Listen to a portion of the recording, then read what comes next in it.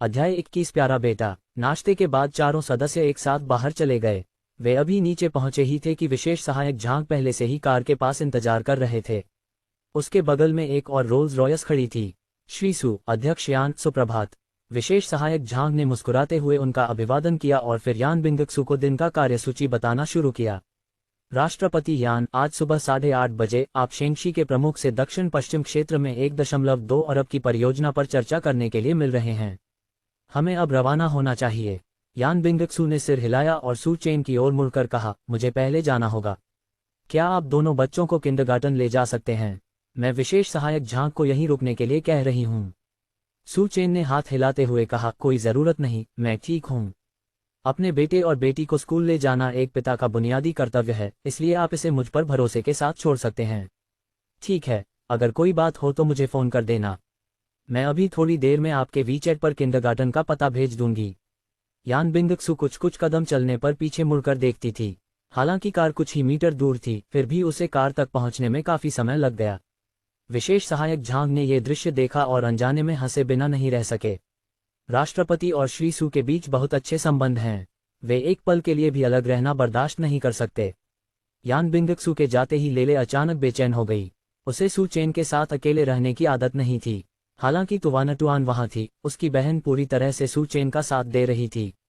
जब तक सू चेन आसपास रहता, उसका मन पापा की यादों से भरा रहता था। काश वो यहाँ होते ही नहीं। सू चेन ने अपनी बेटी को पीछे की सीट पर सुरक्षित सीट पर बिठाया और फिर अपने बेटे को लेने चला गया। लेले पीछे हट गई और मुंह फुलाकर बोली, मैं ये खुद कर सकती हूँ। सू चेन हंस पड़ी, उसने उसे जबरदस्ती नहीं की। ठीक है, तो तुम खुद ही कर लो। बदबूदार बेटा, अब भी हार नहीं मान रहा टिल्डा। लेले ने अपनी छोटी सी कमर हिलाई और कार में चढ़ गया, खुद ही सेफ्टी सीट पर बैठ गया, लेकिन सीट बेल्ट बांधते समय उसे थोड़ी परेशानी हुई।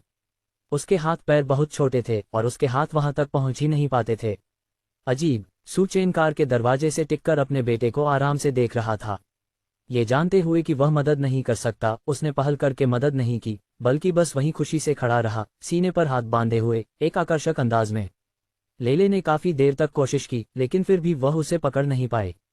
जब उसने ऊपर देखा और सू चेन का मुस्कुराता हुआ चेहरा देखा तो उसे और भी गुस्सा आया। उसने गुस्से में सीट बेल्ट फेंक दी और कहा, मुझे यह नहीं चाहिए।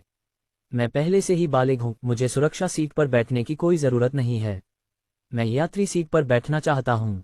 छोटा बच्चा नीचे कूदने लगा, लेकिन सू चेन ने उसके कंधे पर हाथ रखकर मुस्कुराना बंद कर दिया। झोंगहाई सड़क यातायात प्रबंधन विनियम के अनुच्छेद 34 में स्पष्ट रूप से कहा गया है, सड़क पर मोटर वाहन चलाते समय 12 वर्ष से कम आयु के नाबालिगों को यात्री सीट पर बैठने की अनुमति नहीं है। लेले, तुम यात्री सीट पर बैठने के योग्य नहीं हो। पीछे की सीट पर भी आपको सुरक्षा सीट की जरूरत होगी। बेशक आप चाहें तो खुद पैदल चलकर भी स्कूल जा सकते हैं। सू चेन हंसते हुए बोली। तुम। लेले ने गुस्से से अपनी छोटी मुट्ठी भींच ली। उसका प्यारा सा छोटा चेहरा हवा से भरे गोल गुब्बारे की तरह फूला हुआ था, बहुत प्यारा। सू चेन 2 बार हंसा। मजाक कर रहा था। जल्दी बैठ जाओ, हम निकल रहे हैं। पापा तुम्हें पहली बार स्कूल ले जा रहे हैं, इसलिए हमें देर नहीं करनी चाहिए। उसने जल्दी से लेले को सीट बेल्ट बांधने में मदद की, फिर कार में बैठा और किंडरगार्टन के लिए गाड़ी चला दी। लेले अब भी मुंह फुलाए हुए थी, लेकिन रियरव्यू मिरर में सू चेन के चेहरे पर मुस्कान देखकर उसका गुस्सा शांत हो गया। तुवानटुआन ने पीछे से धीमी आवाज में कहा, बड़े भाई टिल्डा, पापा हमें किंडरगार्टन ले जा रहे हैं। मैं बहुत खुश हूँ। बाद में पापा हमें अंदर ले चलते हैं। लेले थोड़ी हैरान रह गई, मानो कुछ सोच रही हो, और उसने धीरे से सिर हिलाया। वे बहुत धीमी आवाज में बोल रहे थे, लेकिन सू चेन ने उसे स्पष्ट रूप से सुन लिया। उन्हें लगा कि उनका बेटा सहमत नहीं होगा। आखिरकार उसके मन में अब भी उनके प्रति बहुत शत्रुता थी और वह हमेशा अजीब व्यवहार करता था और उसे अनुशासन की आवश्यकता होती थी। लेकिन क्या वह वास्तव में उसे किंडरगार्टन में दाखिला दिलाने के लिए सहमत हो गया? अजीब। सू चेन ने कार चलाकर उस पते पर पहुंचाया जो यान बिंगक्सू ने भेजा था। वे जहां भी जाते हैं, लग्जरी कारें ही उनका मुख्य आकर्षण रहती हैं। किंडरगार्टन के शिक्षक शिशुओं का स्वागत करने के लिए दरवाजे पर खड़े थे और अपने बच्चों को छोड़ने आए सभी माता पिता भी आसपास मौजूद थे। दरवाजे पर खड़ी इतनी आलीशान रोल्स रॉयस ने स्वाभाविक रूप से तुरंत सबका ध्यान आकर्षित कर लिया। टीचर फैन, क्या हमारे स्कूल में नए छोटे बच्चे आए हैं? मैंने ये कार पहले कभी नहीं देखी। क्या ये कार रोल्स रॉयस है? मुझे याद है तुवानटुआन और लेले की माँ भी यही कार चलाती हैं, लेकिन वो इतनी आलीशान नहीं दिखती। टीचर फैन, क्या ये कोई नया बच्चा है? ये किस कक्षा में है? हमें ऐसे अमीर माता पिता से जरूर मिलना चाहिए। शिक्षिका फैन ने असमंजस में अपना सिर हिलाया। नहीं, स्कूल में कोई नया बच्चा नहीं है। अरे, तो ये नई लग्जरी कार किसकी है? सभी ने उत्सुकता से उधर देखा और पाया कि एक लंबा, सुंदर और जवान आदमी ड्राइवर की सीट से बाहर निकल रहा है। वाह टिल्डा, कितना सुंदर है। किंडरगार्टन के दरवाजे पर मुझे इतना सुंदर आदमी क्यों मिला? हे भगवान, क्या ये जानबूझकर लोगों को दुखी करने की कोशिश नहीं है? आज फिर से किसी और के पति को पसंद करने का दिन है। मुझे आश्चर्य है कि यह किस बच्चे का पिता है टिल्डा। अरे वाह, ये तो तुवानटुआन और लेले हैं। टीचर फैन ने हैरानी से कहा। वहाँ सू चेन ने कार को पहले ही लॉक कर दिया था, एक हाथ में तुवानटुआन को पकड़े हुए और दूसरे हाथ से लेले की ओर बढ़ रही थी। लेले एक पल के लिए स्तब्ध रह गई और वास्तव में आज्ञाकारी होकर सू चेन को अपना हाथ पकड़ने दिया। सूरज सचमुच पश्चिम से उगता था, फिर अचानक उसका बेटा इतना आज्ञाकारी क्यों हो गया? तुवानटुआन लेले टिल्डा सुप्रभात। शिक्षिका फैन ने दोनों बच्चों को नमस्कार किया और फिर सू चेन की ओर देखा। हेलो, क्या मैं पूछ सकता हूं कि आप कौन हैं? क्या आप शिक्षक फैन हैं? मैंने बच्चों की मां को आपके बारे में बात करते सुना है। मैं तुवानटुआन और लेले का पिता सू चेन हूं। फुफकार टिल्डा। भीड़ में सन्नाटा छा गया और आसपास मौजूद माता पिता और शिक्षक फैन ने सू चेन को हैरानी से देखा। क्या आप तुवानटुआन और लेले के पिता हैं? हाँ, सू चेन ने फिर से पुष्टि की। तुवानटुआन ने खुशी से कहा, शिक्षक, ये मेरे पापा हैं टिल्डा। लेले ने आखिरकार पहली बार कहा, शिक्षिका, ये मेरे और मेरी बहन के असली पिता हैं। नमस्कार श्रीमान सू। हे भगवान टिल्डा, पता चला कि तुवानटुआन और लेले के पिता कितने सुंदर हैं। इसीलिए तो हमारे तुवानटुआन और लेले इतने प्यारे हैं। लेले और श्री सू बिल्कुल एक जैसे हैं। वह बचपन से ही एक सुंदर लड़का रहा है। श्री सू, आपकी प्रजनन क्षमता अद्भुत है। आपने तुवानटुआन और लेले जैसे प्यारे जुड़वा बच्चों को जन्म दिया। हमारा पूरा किंडरगार्टन आपसे ईर्ष्या करता है। स्कूल में मौजूद अभिभावकों ने भी एक के बाद एक कहा, तुवानटुआन और लेले के पिता वास्तव में श्री सू हैं। आप बहुत ही सुंदर हैं। श्री सू, आपको भविष्य में तुवानटुआन और लेले को स्कूल छोड़ने के लिए और अधिक बार आना चाहिए टिल्डा। हम माता पिता को ये देखकर बहुत खुशी होगी। हाँ टिल्डा। श्री सू, आपकी कार बहुत ही आलीशान दिखती है। पता नहीं ये रोल्स रॉयस का कौन सा मॉडल है। मैंने इसे इंटरनेट पर भी नहीं देखा है। क्या ये कोई खास मॉडल है? माता पिता की निगाहें सू चेन की कार पर टिकी थीं। सू चेन ने सिर हिलाकर कहा, हाँ, यह एक वैश्विक स्तर पर सीमित संख्या में निर्मित उच्च स्तरीय कस्टम मॉडल है। Limited high and custom model. वाह, तो इस कार की कीमत करोड़ों में होगी। श्रीमान सू, आप वाकई कमाल के हैं। श्री सू सचमुच अमीर और आकर्षक हैं। क्या आप हमारे मुख्य समूह में शामिल हो गए हैं? चलिए वीचैट पर एक अकाउंट बना लेते हैं, फिर आप समूह में शामिल हो सकते हैं टिल्डा। तुवानटुआन ने ये सुना और तुरंत अपना छोटा हाथ बढ़ाकर इसे रोकने की कोशिश की। लेले उस अभिभावक और उसके पिता के बीच खड़ी हो गई, अपने प्यारे से छोटे चेहरे को सहारा देते हुए कुछ ऐसे शब्द बोल रही थी जिससे वे एक दूसरे से दूर रहें। छोटे जू की मम्मी टिल्डा, मेरी मम्मी पहले ही पेरेंट ग्रुप में शामिल हो चुकी हैं।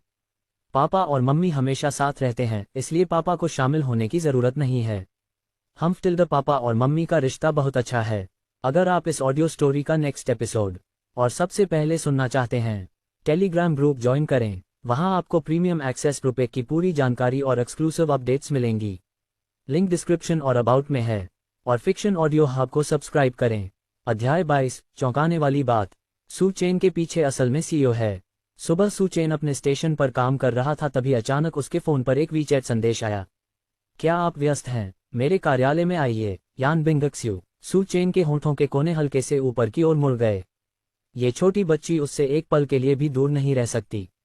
वह भी अभी एक मीटिंग से लौटी थी और उससे मिलने के लिए फोन करने को लेकर पहले से ही बेताब थी।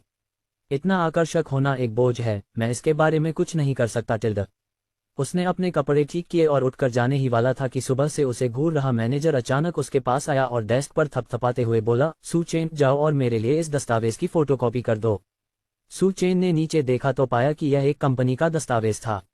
संयोगवश कल से इसकी एक प्रति उसके डेस्क पर पड़ी थी, इसलिए उसने उसे उठाया और प्रबंधक को सौंप दिया। मैनेजर साहब, मेरे पास इसकी एक प्रति यहीं मौजूद है, लीजिए। थोड़ा मोटा दिखने वाला 30 वर्षीय मैनेजर तुरंत ही नाखुश हो गया। वह सुबह के आधे समय से सू चेन को देख रहा था। इस लड़के को बिना इंटरव्यू लिए ही इस पद पर बिठा दिया गया था। उसकी प्रोफाइल देखकर तो यही लगता था कि वह एक मामूली विश्वविद्यालय से साधारण सा स्नातक है। चाओफान ग्रुप का डिजाइन विभाग कब से एक ऐसा बाजार बन गया है जहां किसी का भी प्रवेश हो जाता है। इतना ही नहीं, सू चेन का चेहरा इतना आकर्षक था कि उसे देखकर राष्ट्रों का पतन हो सकता था। वह कल ही दफ्तर आया था और आज सभी महिला सहकर्मियों ने मेकअप किया था और सबसे खूबसूरत कपड़े पहने थे, साफ तौर पर सू चेन को दिखाने के लिए। डिजाइन विभाग में इतने सारे पुरुष सहकर्मी थे और उनमें 30 साल का एक शानदार कुंवारा भी था, फिर भी महिला सहकर्मी आमतौर पर उनकी तरफ देखती तक नहीं थी। सुबह उठकर सजने संवरने की तो बात ही छोड़िए, लेकिन सू चेन के आते ही सब हरकत में आ गईं। अब मैनेजर के तौर पर उन्हें क्या करना चाहिए था, इसलिए उसने स्थिति को और जटिल बनाने का अवसर लिया। सू चेन, है ना, तुम तो बड़े अवसरवादी हो। मैंने तुमसे एक कॉपी बनाने को कहा था और तुमने मुझे वही कॉपी दे दी जो तुम्हारी डेस्क पर पड़ी थी। क्या तुम्हें लगता है कि चाओफान ग्रुप में शामिल होने से तुम्हारी जिंदगी सेट हो जाएगी? मैं आपको बता दूं, समूह में शामिल होने वाले सभी नए कर्मचारियों की 3 महीने की परिवीक्षा अवधि होती है। आप अंततः टिक पाएंगे या नहीं, यह मुझ पर, प्रबंधक पर निर्भर करता है। जिसकी भी आंखें थीं, वह देख सकता था कि वह जानबूझकर चीजें मुश्किल बना रहा था। वहां मौजूद महिला सहकर्मियों ने सू चेन की ओर चिंता भरी निगाहों से देखा, लेकिन प्रबंधक एक बात में सही था, इस कार्यालय में वही प्रभारी था। अपनी नौकरी बचाने के लिए उनके सहकर्मी आसानी से उसे नाराज करने की हिम्मत नहीं करते थे।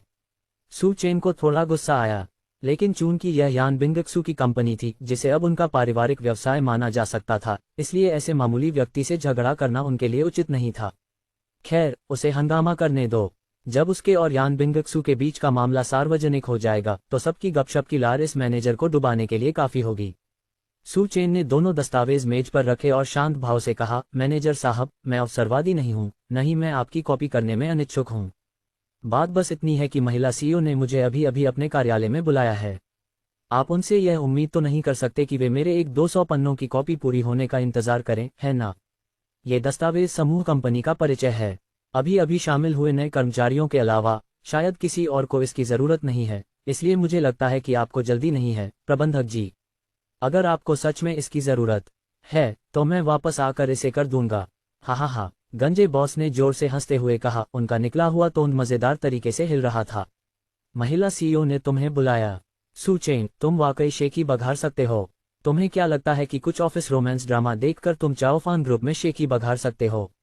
जब महिला सीईओ कुछ करती हैं तो उसकी देखरेख सीईओ का कार्यालय करता है। ये भूल जाओ कि महिला सीईओ तुम्हारे जैसे मामूली डिजाइन सहायक की तलाश में नहीं है। अगर होती भी तो सीईओ के कार्यालय से विशेष सहायक झांक पहले मुझे फोन करके सूचित करते और फिर मैं तुम्हें बताता। लेकिन मुझे तो एक भी फोन कॉल नहीं आया। सू चेन, मुझे लगता है कि तुम सिर्फ अवसरवादी ही नहीं बल्कि बेईमान भी हो। Ring ring ring. मैनेजर के बोलते ही फोन की घंटी तेजी से बजी। पूरा ऑफिस चौंक गया और सबकी निगाहें फोन की तरफ मुड़ गईं। मैनेजर ने अपनी डेस्क पर रखे फोन को देखते हुए भौहें चढ़ा लीं और उसकी गर्दन अकड़ गई। ये क्या हो रहा है? फोन अभी क्यों बजा? क्या सच में सीईओ के ऑफिस से फोन आया है? सू चेन ने हल्की सी मुस्कान बिखेरी और डेस्क से टेक लगाकर अपने हाथों को अपनी छाती के सामने एक आरामदायक और आकर्षक मुद्रा में खड़े हो गए। महिला सहकर्मी चौंक गईं और उनमें से एक, जिसके गाल शर्म से लाल हो गए थे, फोन का जवाब देने चली गई। हेलो, ये चाओफान ग्रुप का डिजाइन विभाग है। यह ठीक है मैनेजर। उस महिला सहकर्मी का चेहरा पीला पड़ गया, उसकी आंखों में सदमा छा गया। उसने घबराकर मैनेजर से कहा, मैनेजर जल्दी आइए और फोन उठाए। मैनेजर का चेहरा गंभीर था, वह चलकर पास आया और पूछा, कौन है? सीईओ का कार्यालय। महिला सहकर्मी ने अपना सिर हिलाया। मैनेजर ने अचानक राहत की सांस ली। जब तक ये सीईओ का कार्यालय नहीं था उसे किसी से डर नहीं था। फोन का जवाब देने से पहले उसने जानबूझकर पीछे मुड़कर सू चेन को घूरा। तुम्हारे झूठ के बारे में हम बाद में बात करेंगे। हेलो, मैं डिजाइन विभाग की मैनेजर झांक बोल रही हूँ। महिला सीईओ, जी हाँ, ठीक है, मैं अभी आपके लिए उसे फोन कर देता हूँ। पहले घमंडी दिखने वाले मैनेजर का चेहरा अब महिला सहकर्मी से भी पीला पड़ गया था। उसके मोटे हाथ कांप रहे थे जब उसने फोन पकड़ा और सू चेन से कहा, श्रीमान सू, महिला सीईओ चाहती हैं कि आप फोन उठाएं। सू चेन इत्मीनान से चलकर आया। पिछले दोनों की तुलना में फोन का जवाब देने का उसका तरीका अविश्वसनीय रूप से सुरुचिपूर्ण था। ऐसा लग रहा था मानो दूसरी तरफ मौजूद व्यक्ति चाओफान ग्रुप की ठंडी और खूबसूरत महिला सीईओ नहीं बल्कि घर पर उनकी कोमल और देखभाल करने वाली पत्नी थी। हाँ, ठीक है, मुझे अभी थोड़ी देर हो गई थी, मैं अब ऊपर जा रहा हूँ। ठीक है, फिर मिलते हैं। सू चेन ने फोन काट दिया और मैनेजर की ओर देखा। उस आदमी का चेहरा ऐसा था मानो उसने भूत देख लिया हो और उसने जल्दी से अपना सिर नीचे कर लिया। उसकी आंखों में देखने की हिम्मत तक नहीं कर रहा था, साफ तौर पर डरा हुआ था। सू चेन चलकर पास आया और मुस्कुराते हुए बोला, मैनेजर साहब, अब मैं ऊपर चलता हूँ। ठीक है, आप आगे बढ़िए। तो फिर ये दस्तावेज? सू चेन ने भौहें चढ़ाते हुए पूछा। मैनेजर ने तुरंत दोनों दस्तावेजों को अपनी बाहों में उठाया और कहा, मैं इनकी खुद फोटोकॉपी करवा लूंगा। मैं अभी जा रहा हूं। सू चेन को लिफ्ट में आते देख मैनेजर के घुटने कांपने लगे और वो लगभग फिसल ही गया था। सौभाग्य से उसने डेस्क का सहारा लेकर खुद को संभाल लिया, वरना वो अपने मातहतों के सामने सचमुच शर्मिंदा हो जाता। वाह, ये नया हैंडसम लड़का तो वाकई कमाल का है। महिला सीईओ ने खुद उससे बात की। वाह, कंपनी में अपने 3 साल के कार्यकाल में ये पहली बार था जब मैंने महिला सीईओ से बात की। मेरे पैर कांपने लगे। महिला सीईओ की आवाज कितनी सुंदर है। ओह, मुझे लगता है कि इस बार हमारे मैनेजर ने सचमुच एक लोहे की ईंट को लात मार दी है। आज के लिए कार्यस्थल का एक सुझाव, कंपनी में किसी भी नए इंटर्न को कभी भी कम मत समझो, क्योंकि आप नहीं जानते कि उनके पीछे कौन व्यक्ति है। अरे टिल्डा, आप लोगों को क्या लगता है कि हमारा ये हैंडसम इंटर्न आखिर कौन है? अध्याय 23। कंपनी के सहकर्मी सामूहिक रूप से स्तब्ध। सू चेन ने वास्तव में यांत्रिक अनुसंधान विभाग में काम करना शुरू कर दिया। सू चेन ऊपर स्थित कार्यालय में पहुंचा और अंदर आते ही उसने एक आकर्षक मुस्कान बिखेर दी। सूरज की रोशनी अंदर आ रही थी, जिससे उसके सुंदर चेहरे पर एक हल्की सुनहरी चमक पड़ रही थी। यान बिंगक्सू एक पल के लिए चौंक गई, उसकी आंखें और भौहें काफी नरम पड़ गईं। सू चेन, कल मैंने फोटो स्टूडियो में यांत्रिक यंत्रों के बारे में आपकी बातें सुनी और मुझे वे बहुत ही शानदार लगीं। आज हमारी आंतरिक बैठक के दौरान मैंने कंपनी के अनुसंधान विभाग के प्रमुख से इस बारे में बात की और सभी आपके विचारों से आश्चर्यचकित और प्रभावित हुए। क्या आप, बिना आपकी अनुमति के आपके विचारों को साझा करने के लिए मुझे दोषी ठहराएंगे? यान बिंगक्सू ने पूछा। आखिरकार, ये निजी जानकारी है और इसे सुरक्षित रखा जा सकता है। यांत्रिक यंत्रों पर आजकल गहन शोध हो रहा है। अगर कल किसी बुरे इरादे वाले व्यक्ति ने सू चेन के सिद्धांतों को सुन लिया होता, तो इससे विकास के एक नए युग की शुरुआत हो जाती। सू चेन दिल खोलकर हंसा और उदारतापूर्वक बोला, मैं तुम्हें दोष क्यों दूं? अगर तुम वो सब बातें सुनना चाहते हो तो मैं तुम्हें कभी भी बता सकता हूं और तुम जिसे चाहो उसे बता सकते हो। ये महज कुछ अवधारणाएं हैं। अगर मैं इन्हें अभी सार्वजनिक भी कर दूं तो भी इन लोगों को इन्हें असल यांत्रिक यंत्रों में बदलने में दशकों या शायद एक सदी भी लग जाएगी। इस प्रणाली का यांत्रिक ज्ञान वास्तव में इस दुनिया में वर्तमान अनुसंधान स्तर से कई गुना अधिक उन्नत था, लेकिन केवल अवधारणाओं से काम नहीं चलता था। उन अवधारणाओं को वास्तविकता में बदलने के लिए प्रणाली द्वारा प्रदत्त बुनियादी विनिर्माण कौशल की भी आवश्यकता थी। सू चेन की बातें सुनकर और उसके आत्मविश्वास से भरे चेहरे को देखकर यान बिंगक्सू उत्साह से भर उठी। तुवानटुआन और लेले के पिता सचमुच एक सच्चे मर्द हैं। बेहद आकर्षक टिल्ड। हाँ, मेरे अनुसंधान विभाग के लोगों ने भी कहा कि ये विचार उत्कृष्ट हैं, लेकिन वे इन्हें लागू नहीं कर सकते। कई अवधारणाएं उनके वर्तमान अनुसंधान दायरे से पूरी तरह बाहर हैं। सू चेन, क्या आप यांत्रिक यंत्रों के क्षेत्र में शोध करना चाहेंगे? आप जिस डिजाइन विभाग में वर्तमान में हैं, उसका चयन आपके विश्वविद्यालय के मुख्य विषय के आधार पर किया गया था, लेकिन मुझे लगता है कि मेचा में आपके शोध को देखते हुए आप चाओफान समूह के भीतर सबसे महत्वपूर्ण मेचा अनुसंधान टीम में पूरी तरह से शामिल हो सकते हैं। क्या आप इस क्षेत्र में काम करना चाहते हैं? पूछने के बाद यान बिंगक्सू ने कहा, मैं बस आपकी राय जानना चाहती हूँ। अगर आप नहीं बताना चाहते तो कोई बात नहीं, काम से जुड़े मामले पूरी तरह से आपकी पसंद पर निर्भर करते हैं। सू चेन ने कुछ देर सोचा और मुस्कुराते हुए कहा, मेका रिसर्च टीम का विचार तो वाकई शानदार है। संयोग से तुवानटुआन और लेले को मेका में बहुत दिलचस्पी है। उनके पिता होने के नाते मैंने अभी तक बच्चों को कोई स्वागत उपहार नहीं दिया है, तो क्यों न मैं उनके लिए खेलने के लिए एक मेका बना दूं। अगर किसी और ने ऐसा कहा होता तो यान बिंगक्सू शायद उनकी तरफ देखती भी नहीं। बच्चों के खेलने के लिए रोबोट बनाना, ये तो हद से ज्यादा शेखी है। लेकिन जब सू चेन ने ये कहा तो यान बिंगक्सू को लगा कि वह निश्चित रूप से ऐसा कर सकता है। ठीक है, तो मैं विशेष सहायक झांक से इसका इंतजाम करवा देता हूँ। आप पहले नीचे जाए और हम थोड़ी देर में शोध दल के पास चलेंगे। सू चेन ने सिर हिलाया, उठी और दरवाजे की ओर चली, फिर अचानक रुक गई और पीछे मुड़ गई। यान बिंगक्सू, जो उसकी पीठ को घूर रही थी, एकदम सख्त हो गई और उसका चेहरा थोड़ा लाल हो गया। उनकी निगाहें मिली और सू चेन अचानक मुस्कुराए और धीरे से बोली, आज की लिपस्टिक का शेड तुम पर बहुत जंच रहा है। खूबसूरत हो। यान बिंगक्सू स्तब्ध रह गई, उसका चेहरा तुरंत लाल हो गया, उसके छोटे कान लालिमा से लगभग पारदर्शी हो गए। उसने दफ्तर का दरवाजा बंद होते देखा, फिर उठी और थोड़ी देर के लिए ठंडक पाने के लिए खिड़की के पास चली गई। ये सू चेन, ये तो ऑफिस में दिन दहाड़े इतना बेबाक क्यों है? यान बिंगक्सू ने चिढ़ते हुए सोचा, फिर भी वह खुद को रोक नहीं पाए और उसने अपना फोन उठाकर फ्रंट कैमरा खोलकर अपने होठों को देखा। आज उन्होंने सेंट लॉरेंट की स्मॉल गोल्ड बार 21 पहनी थी और रंग वाकई बहुत अच्छा था। अब से उसे इस रंग के कपड़े ज्यादा बार पहनने चाहिए। टिल्डर।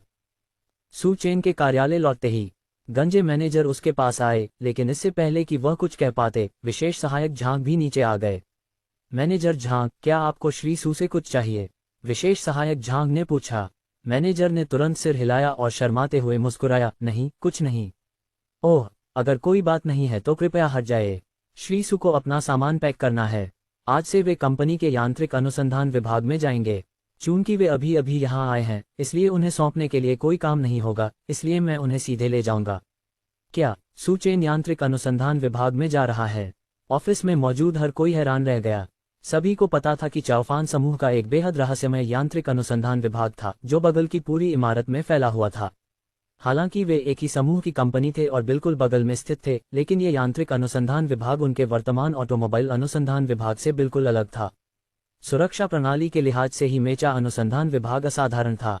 उनके समूह भवन में कर्मचारी अपने कर्मचारी कार्ड से मुख्य द्वार से प्रवेश कर सकते थे और फिर लिफ्ट में अपने कार्ड को स्वाइप करके अपनी अपनी मंजिलों पर जा सकते थे। अन्य मंजिलों पर जाने के लिए अनुमति आवश्यक थी। हालांकि बगल वाली इमारत में उनके कर्मचारी कार्ड भी उन्हें मुख्य द्वार से आगे नहीं जाने दे रहे थे। बगल वाली इमारत में काम करने वाले कर्मचारियों को हथेली के निशान से प्रवेश दिया गया और पूरी पहली मंजिल सुरक्षाकर्मियों से भरी हुई थी। प्रवेश हवाई अड्डे की सुरक्षा जांच से भी कहीं अधिक सख्त था। मेचा अनुसंधान विभाग एक ऐसा चर्चित अनुसंधान क्षेत्र था जिस पर पूरी दुनिया की नज़र थी और चाओफान समूह ने इसमें काफी प्रयास और पूंजी का निवेश किया था। इसलिए मेचा अनुसंधान विभाग चाओफान समूह में सबसे अधिक मांग वाला विभाग था और इसकी योग्यता इतनी अधिक थी कि उन जैसे सामान्य कर्मचारी वहां तक बिल्कुल भी नहीं पहुंच सकते थे। लेकिन सू चेन ने कंपनी में अपने दूसरे ही दिन यांत्रिक अनुसंधान विभाग में प्रवेश कर लिया। वाह, मुझे उम्मीद नहीं थी कि हमारा हैंडसम इंटर्न मैकेनिकल मशीनों में इतना प्रतिभाशाली होगा। इसीलिए तो सीईओ ने उसे खुद बुलाया। पता चला कि वह एक विशेषज्ञ है। ये तो कमाल है, इतना सुंदर चेहरा, इतने खूबसूरत हाथ और साथ में एक लंबा आकर्षक हाईटेक मेचा। ओह माय गॉड, क्या ये किसी साइंस फिक्शन ब्लॉकबस्टर फिल्म के हीरो का सीन नहीं है? उफ, टिल्ड, कितना दुखद है।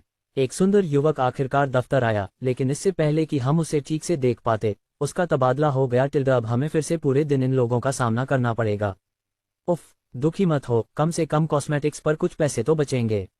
उस नौजवान के मेका रिसर्च डिपार्टमेंट में शामिल होने के बाद मुझे नहीं पता कि हमें उससे दोबारा मिलने का मौका मिलेगा या नहीं।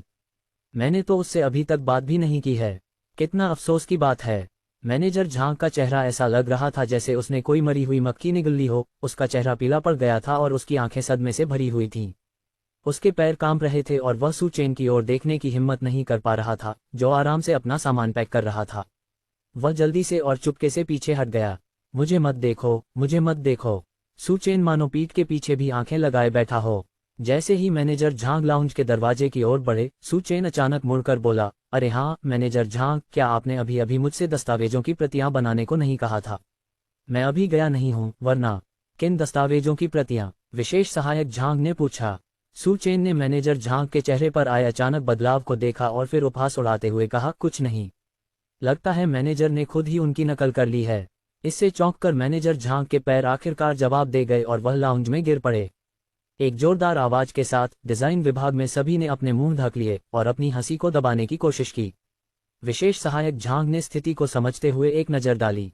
उस दिन सू चेन के बगल वाले घर में जाने के महज आधे घंटे बाद डिजाइन विभाग के प्रबंधक झांग को खराब प्रबंधन के कारण कंपनी द्वारा बर्खास्त कर दिया गया। अध्याय 24। चाओफान समूह का मेचा अनुसंधान विभाग उच्च तकनीक से भरपूर है। सू चेन के पास पैक करने के लिए कुछ भी नहीं था, इसलिए वह खाली हाथ ही विशेष सहायक झांग के पीछे पीछे बगल वाली इमारत में चला गया। इमारत में प्रवेश करते ही सू चेन को दमन का एहसास होने लगा। उसकी युद्ध क्षमता प्रणाली द्वारा प्रदान की गई थी, इसलिए उसकी ताकत पर कोई संदेह नहीं था। हालांकि पहली मंजिल पर तैनात सुरक्षा गार्डों से निकलने वाली सैन्य आभा निश्चित रूप से सामान्य सुरक्षाकर्मियों जैसी नहीं थी। सू चेन शांतिपूर्वक सहायक झांग के पीछे पीछे फ्रंट डेस्क तक गई। वहां मौजूद व्यक्ति ने विशेष सहायक झांग को देखते ही तुरंत उनका अभिवादन करने के लिए आगे बढ़ा। ये श्री सू हैं। उस व्यक्ति का चेहरा खिल उठा और उसने सू चेन की ओर देखकर कहा, नमस्कार सू श्रीमान, कृपया मेरे साथ आइए ताकि मैं आपके हथेली के निशान रिकॉर्ड कर सकूं, जिससे आप भविष्य में पहली मंजिल पर बिना किसी बाधा के आ जा सकें। क्या हथेली का निशान सिर्फ पहली मंजिल पर प्रवेश करने और बाहर निकलने के लिए है? सू चेन चलकर पास आया। हथेली का निशान रिकॉर्ड करना उंगलियों के निशान की तुलना में कहीं अधिक मुश्किल था, लेकिन इसे दोहराना भी बहुत कठिन था। उंगलियों के निशान छोटे होते हैं, इसलिए हथेली में एक विशेष सांचा छिपाकर अंदर घुसना संभव हो सकता है, लेकिन हथेली का निशान पूरी हथेली को ढक लेता है। इसे पूरी तरह से दोहराने के लिए किसी को पूरे हाथ पर सांचा पहनना होगा, जो बहुत ही स्पष्ट होगा, संभवतः इमारत में प्रवेश करने से पहले ही पकड़े जाएंगे। क्या पहली मंजिल पर सुरक्षा व्यवस्था वाकई इतनी सख्त है? अपने फिंगरप्रिंट रिकॉर्ड करने के बाद सू चेन विशेष सहायक झांग के पीछे पीछे लिफ्ट में चले गए। चलते हुए विशेष सहायक झांग ने कहा, श्री सू, हमारी पूरी इमारत के लिए आंतरिक प्रवेश पास के लिए व्यक्तिगत फिंगरप्रिंट और आइरिस पहचान दोनों की आवश्यकता होती है, दोनों ही अपरिहार्य हैं। बोलने के बाद उसने लिफ्ट में लगे स्कैनर पर अपनी उंगली रखी और फिर अपनी आंख को उस पहचान उपकरण से सटा दिया। लेवल 2 एक्सेस पास सत्यापित हो गया है। लिफ्ट के सभी एक्सेस अनलॉक हैं। विशेष सहायक झांग ने 27 दबाया। श्री सू, भवन के प्रवेश पास विभिन्न स्तरों में विभाजित हैं। विशेष स्तर का पास सर्वोच्च है और पूरे भवन में निःशुल्क प्रवेश की अनुमति देता है, लेकिन वर्तमान में केवल राष्ट्रपति के पास ही विशेष स्तर का पास है। मेरा पास स्तर 2 का है, जो किसी भी मंजिल तक पहुंच की अनुमति देता है लेकिन मुख्य अनुसंधान क्षेत्रों में प्रवेश की अनुमति नहीं देता है। अनुसंधान विभाग के टीम लीडर के पास लेवल 1 पास है, जो उन्हें अनुसंधान विभाग में प्रवेश की अनुमति देता है, लेकिन मुख्य प्रयोगशाला में नहीं। संक्षेप में, प्रवेश पास का स्तर जितना कम होगा उतने ही सीमित क्षेत्रों तक पहुंच संभव होगी। सू चेन ने सिर हिलाकर यह दर्शाया कि वह समझ गया है। वह वास्तव में काफी हैरान था। हालांकि वह लंबे समय से जानता था कि चाओ फान समूह यांत्रिक यंत्रों पर शोध कर रहा है, लेकिन उसने यान बिंगक्सू से इस बारे में इतनी गंभीरता की उम्मीद नहीं की थी। इतनी कड़ी सुरक्षा व्यवस्था के साथ अंदर और भी अधिक आश्चर्यजनक चीजें होनी चाहिए। लिफ्ट 27वीं मंजिल पर रुकी। सू चेन जैसे ही बाहर निकला, उसे ऐसा महसूस हुआ मानो वह अचानक बहुत छोटा हो गया हो। करीब से निरीक्षण करने पर उन्हें एहसास हुआ कि ऐसा इसलिए था क्योंकि फर्श की ऊंचाई बहुत अधिक थी, जो लगभग 20 मीटर होने का अनुमान था। यह ऊंचाई वास्तव में यांत्रिक मशीनों को रखने के लिए उपयुक्त थी। उसके सामने कांच की एक विशाल बाहरी दीवार थी जो देखने में नाजुक लगती थी लेकिन वास्तव में अविनाशी थी। सू चेन चलकर वहां पहुंचा और पाया कि विशेष सहायक झांग बिना हिले डुले दरवाजे पर खड़ा था। क्या हुआ? सू चेन ने पूछा। श्री सू, यह मुख्य विभाग है। मेरे पास मौजूद प्रवेश टिकट से मुझे अंदर जाने की अनुमति नहीं है। मैंने राष्ट्रपति को संदेश भेज दिया है और वह आपको लेने आ जाएंगी। जैसे ही उसने बोलना समाप्त किया, अचानक उनके ठीक बगल वाली दीवार खुल गई और यान बिंगक्सू अंदर से बाहर आ गई। अरे बाप रे, ये तो सच में एक छिपा हुआ दरवाजा है। ऊंचाई देखकर लगता है कि यह यान बिंगक्सू का दफ्तर होगा। तो दोनों इमारतें आपस में जुड़ी हुई थीं। ये डिजाइन शानदार है। यान बिंगक्सू पास आए और एक आंतरिक उपकरण के सामने खुद को स्कैन किया। उनके सामने का शीशा, जो देखने में बिल्कुल खुला हुआ लग रहा था, अचानक बीच से फट गया। सू चेन के अंदर आने के बाद वह फिर से बंद हो गया और जहां से वह खुला था उसका कोई निशान भी नहीं मिला। सचमुच हाईटेक। सू चेन, ये हमारी कंपनी का सबसे महत्वपूर्ण यांत्रिक अनुसंधान विभाग है। वे एक खुले मैदान को पार करते हुए एक इस्पात जैसे दरवाजे के सामने पहुंचे। ये सचमुच देखने में अभेद्य लग रहा था। यान बिंगक्सू ने अपने प्रवेश पास का उपयोग करके दरवाजे से प्रवेश किया। अंदर का दृश्य अचानक खुल गया, जहां सफेद वर्दी पहने शोधकर्ता अपने अपने कार्य केंद्रों पर व्यस्त थे। ऑपरेशन स्टेशनों पर आभासी प्रक्षेपण अचानक प्रकट हुए, जो शोधकर्ताओं की उंगलियों पर लगे उपकरणों के साथ साथ सरकते हुए आगे बढ़ रहे थे। बड़ी स्क्रीन पर एक विशालकाय रोबोट की आकृति धीरे धीरे घूम रही थी, जिसके 1 या 2 हिस्से समय समय पर बदले जा रहे थे। ये स्पष्ट रूप से एक यांत्रिक यंत्र का प्रोटोटाइप था जिसका निर्माण कार्य वर्तमान में चल रहा था। ये सिर्फ कंप्यूटर पर बनाया गया एक मॉडल था, कोई असली रोबोट नहीं था। दीवारों पर लगे कांच के डिस्प्ले कैबिनेट में विभिन्न प्रकार के उच्च तकनीक वाले छोटे रोबोट और उपकरण रखे थे, जो आधुनिक तकनीक के अद्वितीय आकर्षण को प्रदर्शित कर रहे थे। इस जगह में प्रवेश करना किसी साइंस फिक्शन ब्लॉकबस्टर फिल्म के सेट पर चलने जैसा था। अंदर की हाईटेक तकनीक वास्तव में अद्भुत थी। सू चेन ने चारों ओर देखा, उसकी निगाहें बिल्कुल शांत थीं, क्योंकि उनके दिमाग में मौजूद तकनीक वर्तमान स्तर से कहीं अधिक उन्नत थी। 40 या 50 वर्ष की आयु के 2 पुरुष सू चेन और यान बिंगक्सू की ओर बढ़े। राष्ट्रपति यान, आप यहाँ हैं। बड़े व्यक्ति ने यान बिंगक्सू का अभिवादन किया। उसके बगल में खड़ा व्यक्ति उत्सुकता भरी निगाहों से सू चेन को घूर रहा था। राष्ट्रपति यान, ये श्री सू ही होंगे, है ना? नमस्कार श्री सू, मैं अनुसंधान विभाग का उप टीम लीडर हूँ। मैंने आज सुबह आपके यांत्रिक सिद्धांत को सुना और उससे मुझे बहुत लाभ हुआ, लेकिन कुछ बातें मुझे पूरी तरह समझ नहीं आईं। आपने जिस पहचान सेंसर का जिक्र किया, उसे ठीक से कैसे इस्तेमाल करना चाहिए? शाओ चेन, श्री सू अभी अभी आए हैं और अभी तक यहाँ के माहौल से परिचित नहीं हुए हैं। आपके पास बाद में ये सवाल पूछने के लिए काफी समय होगा। उप टीम लीडर उत्साहित दिखे और शर्मिंदा होकर अपना सिर खुजलाया। उन्होंने सू चेन की ओर देखकर कहा, श्री सू, मुझे माफ करना, मुझसे थोड़ी नासमझी हो गई। हाँ टिल्डर, कोई बात नहीं, अब से हम सहकर्मी होंगे। मैं आपसे बहुत कुछ सीखना चाहता हूं और आशा करता हूं कि आप मुझे सिखाने में संकोच नहीं करेंगे। टीम लीडर मुस्कुराया और सू चेन की ओर देखते हुए बोला, श्रीमान सू, आखिरकार आपसे व्यक्तिगत रूप से मुलाकात हो ही गई। मैं कियू जिन, अनुसंधान विभाग का टीम लीडर हूं। यांत्रिक यंत्रों पर आपका सिद्धांत वाकई अद्भुत है, लेकिन मुझे उम्मीद नहीं थी कि श्रीमान सू इतने युवा होंगे। युवाओं के बीच सचमुच एक हीरो। श्री सू के अनुसंधान विभाग में शामिल होने से हमारे यांत्रिक अनुसंधान में निश्चित रूप से बड़ी सफलताएं मिलेंगी। ठीक है, सू चेन अब से यही काम करेगा। मैं पहले उसका प्रवेश पास बनवाने के लिए उसे ले जाती हूँ। अन्य कर्मचारियों के सामने यान बिंगक्सू के चेहरे पर कोई मुस्कान नहीं थी, वह एक दबंग अध्यक्ष की छवि बनाए हुए थी। वे दोनों यान बिंगक्सू के कार्यालय में वापस आए और उनके मार्गदर्शन में सू चेन ने अपने फिंगरप्रिंट और आइरिस डेटा को उनके कंप्यूटर में दर्ज किया। क्या आज काम के बाद आपकी कोई योजना है? यान बिंगक्सू ने पूछा। उसे याद आया कि सू चेन को सुबह खाना खाते समय एक फोन आया था और ऐसा लग रहा था कि उसे शाम को कुछ काम था। हाँ, मेरे विश्वविद्यालय के सहपाठियों के साथ विदाई रात्रिभोज। ओह, कहाँ? क्या आपको ड्राइवर से वहां ले जाने के लिए कहना पड़ेगा? इतनी परेशानी उठाने की कोई जरूरत नहीं है। मैं आज रात के लिए एक नामित ड्राइवर को बुला लूंगा। मुझे लगता है कि मैं काफी देर तक बाहर रहूंगा। इसके अलावा हम मेरे विश्वविद्यालय के बगल में स्थित एस्टीम्ड गेस्ट अराइव्स नामक रेस्तरां में खाना खा रहे हैं, जो मेरे घर से ज्यादा दूर नहीं है। यान बिंगक्सू ने सिर हिलाते हुए कहा, ठीक है, तो मैं तुआन और लेले को लेने जाती हूँ। ठीक है, कृपया बच्चों को बता देना कि पापा का आज रात डिनर का कार्यक्रम है, लेकिन मैं जल्दी घर आ जाऊंगी। सू चेन ने मुस्कुराते हुए कहा। उनका लहजा इतना स्वाभाविक था कि यान बिंगक्सू के दिल में थोड़ी मिठासी दौड़ गई। जल्दी घर आ जाओ टिल्डा।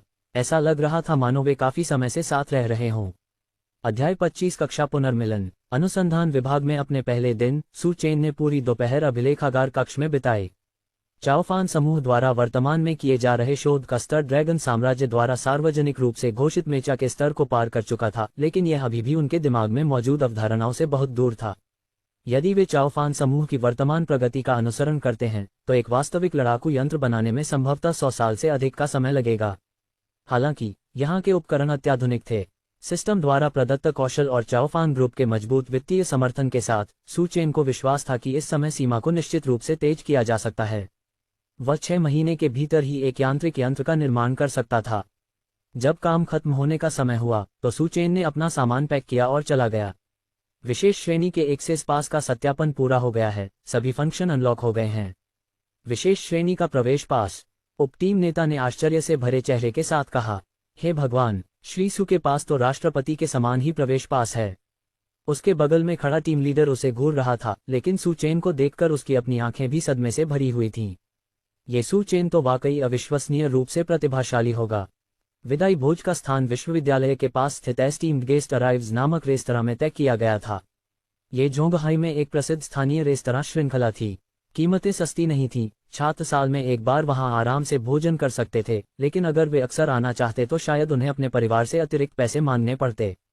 विश्वविद्यालय में अपने 4 वर्षों के दौरान सू चेन और उसके सहपाठी केवल एक बार ही वहां गए थे जब उन्होंने शुरुआत की थी। उस समय वे भोले भाले नए छात्र थे जिन्हें अपने रहने सहने के खर्चों पर नियंत्रण मिला था, और उन्होंने एक ही भोजन पर आधे महीने के खर्च के बराबर पैसे उड़ा दिए थे। उस बार सबक सीखकर वे फिर कभी वापस नहीं आए। चूंकि यह विदाई भोज था और किसी ने इस जगह का सुझाव दिया था, इसलिए सभी के लिए मना करना मुश्किल था। वे सभी नवस्नातक थे, जिनमें से कुछ को तो अभी तक नौकरी भी नहीं मिली थी। वे किराए और नौकरी की तलाश के लिए पैसे बचा कर रख रहे थे, लेकिन इस विदाई भोज के लिए उन्हें मजबूरी में हिम्मत दिखानी पड़ी। वानपिन, जिसने सम्मानित अतिथि आगमन का सुझाव दिया था, भीड़ में पाखंडी ढंग से अपनी तंगी के बारे में शिकायत कर रहा था। मुझे अभी तक पहले महीने का वेतन भी नहीं मिला है, और आज रात मेरी 2-3 दिन की कमाई खा जाएगी टिल्डर। वह गरीबी की शिकायत करता हुआ प्रतीत हो रहा था, लेकिन वास्तव में वह बस सबको ये याद दिलाना चाहता था कि उसे नौकरी मिल चुकी है, और वेतन भी कम नहीं था। एस्टीम्ड गेस्ट अराइव्स में प्रति व्यक्ति खपत लगभग 600 थी, और शराब के साथ यह शायद 1000 से अधिक हो जाती। यदि 2 या 3 दिनों का खर्च 1000 से अधिक है, तो क्या उसका मासिक वेतन 10,000 से अधिक नहीं होगा? सहपाठी इकट्ठा हो गए और बोले, भाई वान, आपको कैसी बढ़िया नौकरी मिली। आपकी तनख्वाह तो शुरू से ही 10,000 से ज्यादा है। वानपिन ने विजयी मुस्कान के साथ हाथ हिलाते हुए कहा, नहीं नहीं टिल्डे, यह इतना बड़ा चढ़ाकर नहीं कहा गया है। मैंने अभी अभी होंगक्सुआन ग्रुप में एक मामूली सहायक डिजाइनर के रूप में काम शुरू किया है। इंटर्नशिप का वेतन 7,000 से अधिक है, और 3 महीने बाद जब मैं पूर्णकालिक कर्मचारी बन जाऊंगा तो ये केवल 10,000 होगा। भाईवान, आप कमाल हैं। आप सच में होंगक्सुआन ग्रुप में शामिल हो गए। ये हमारे जोंगहाई में दूसरी सबसे बड़ी ऑटोमोबाइल निर्माता कंपनी है। पहुंच से बाहर चाओफान ग्रुप को छोड़कर होंगक्सुआन सबसे बेहतरीन है। भाईवान, चूंकि आपको इतना शानदार प्रस्ताव मिला है तो आपका भविष्य निश्चित रूप से उज्ज्वल है। हम भाइयों को भविष्य में मदद के लिए आप पर निर्भर रहना होगा। भाईवान अब भी सबसे प्रभावशाली हैं। आपने चुपचाप इतनी अच्छी संगत में जगह बना ली। इस समय हमारी कक्षा में आपकी नौकरी सबसे अच्छी होगी। वान पिन ने पाखंडी ढंग से हाथ हिलाया, हालांकि उसके चेहरे पर मुस्कान साफ झलक रही थी। बिल्कुल नहीं टिल्डा, अभी भी कई सहपाठी ऐसे हैं जिन्हें नौकरी नहीं मिली है। हो सकता है कि भविष्य में आपको और भी बेहतर नौकरियां मिलें। इसके अलावा क्या हमारी कक्षा में अभी भी कोई युवा शिक्षक नहीं है? युवा स्वामी की बात सुनकर सबने भीड़ में इधर उधर देखा। किसी ने पूछा, क्या युवा स्वामी लिन आज आ रहे हैं? युवा स्वामी लिन हमारी सभाओं में तभी आते हैं जब उनका मन करता है। चूंकि आज सम्मानित अतिथि आगमन की सभा है, मुझे नहीं पता कि उन्हें ये सभा अपने लिए उपयुक्त लगेगी या नहीं। सोचने पर पता चलता है कि यंग मास्टर लिन ने हमारे वसंतकालीन कैंपस भर्ती कार्यक्रम में भाग नहीं लिया था और मैंने उन्हें हाल ही में स्कूल में भी नहीं देखा है। क्या ऐसा हो सकता है कि वह पारिवारिक व्यवसाय संभालने के लिए सीधे घर चले गए हों? बिल्कुल। हालांकि लिन समूह चाओफान या होंगक्सुआन के बराबर नहीं है, फिर भी यह एक बड़ा उद्यम है जिसकी संपत्ति 100 मिलियन से अधिक है। इसके अलावा युवा मालिक लिन मालिक के बेटे हैं। उत्तराधिकारी बनना हम जैसे दिहाड़ी मजदूरों से कहीं बेहतर है ना? आटिल्डा, एक युवा मालिक चांदी का चम्मच लेकर पैदा हुआ है। ये सचमुच ईर्ष्या करने लायक है। ये शब्द सुनकर वानपिन के चेहरे पर मुस्कान अनजाने में थोड़ी सी हिल गई। धिक्कार है। उसने तो लिन तियानशियांग का जिक्र सिर्फ विनम्रता दिखाने के लिए किया था। वह तो चाहता था कि सब उसकी तारीफ करते रहें। बात लिन तियानशियांग पर कैसे आ गई? युवा मालिक होने में ऐसी क्या खास बात है? उसे होंगजुवान का प्रस्ताव उसकी अपनी काबिलियत के दम पर मिला। सहपाठियों, चलिए पहले निजी कमरे में चलते हैं। मैंने दूसरी मंजिल पर एक कमरा बुक किया है जिसकी लोकेशन बहुत बढ़िया है। फर्श से छत तक फैली बड़ी खिड़कियों से नीचे का नज़ारा दिखता है, इसलिए सहपाठियों के आने पर सबसे पहले हमें पता चलेगा। वानपिन अब और दूसरों की तारीफें सुनना नहीं चाहती थी और उसने तुरंत बातचीत का रुख वापस मोड़ दिया। पहला समूह ऊपर गया और बैठने के बाद वे लगातार नीचे की ओर देखते रहे और बेमतलब की बातें करते रहे। अचानक एक चमकीले लाल रंग की मासेराती सुपरकार प्रवेश द्वार पर आकर रुकी। सहपाठियों का ध्यान तुरंत उस ओर आकर्षित हो गया। ये तो यंग मास्टर लिन हैं। हे भगवान, यह नई कार कितनी शानदार है। लिन तियानशियांग कार से बाहर निकला, एक जोरदार सीटी बजाए और पास खड़े वैलेट को कार की चाबियां देते हुए बोला, इसे मेरे लिए सबसे अच्छी जगह पर पार्क कर दो। निजी कमरे का दरवाजा खुल गया। लिन तियानशियांग ने अपनी सहपाठी किन शीशी का हाथ थामे हुए अंदर प्रवेश किया। अंदर आते ही वह सबका ध्यान अपनी ओर खींचने लगा। युवा मास्टर लिन, हम सब ने अभी अभी आपकी नई स्पोर्ट्स कार लाल मासेराती सुपरकार देखी। ये बहुत शानदार है। ये कार सस्ती तो नहीं होगी, है ना? लिन तियानशियांग ने उपहास उड़ाते हुए कहा, तुम लोग कितने असभ्य हो। ये तो बस एक स्पोर्ट्स कार है जिसकी कीमत लगभग 5 मिलियन ही है। मैं अब लिन ग्रुप का महाप्रबंधक हूँ। क्या बाहर जाते समय $5 मिलियन की कार चलाना सामान्य प्रक्रिया नहीं है? सहपाठियों ने आश्चर्य से अपने मुंह ढक लिए। युवा मास्टर लिन सचमुच असाधारण हैं। आपने स्नातक की उपाधि प्राप्त करने के तुरंत बाद लिन ग्रुप के महाप्रबंधक का पद हासिल कर लिया। युवा मास्टर लिन, अब आपको करियर और प्रेम दोनों में सफलता मिल चुकी है। आपको और कक्षा की इस सुंदरी को हार्दिक बधाई। किन शीशी आखिरकार एक साथ आ गए। लिन तियानशियांग के चेहरे पर मुस्कान थी।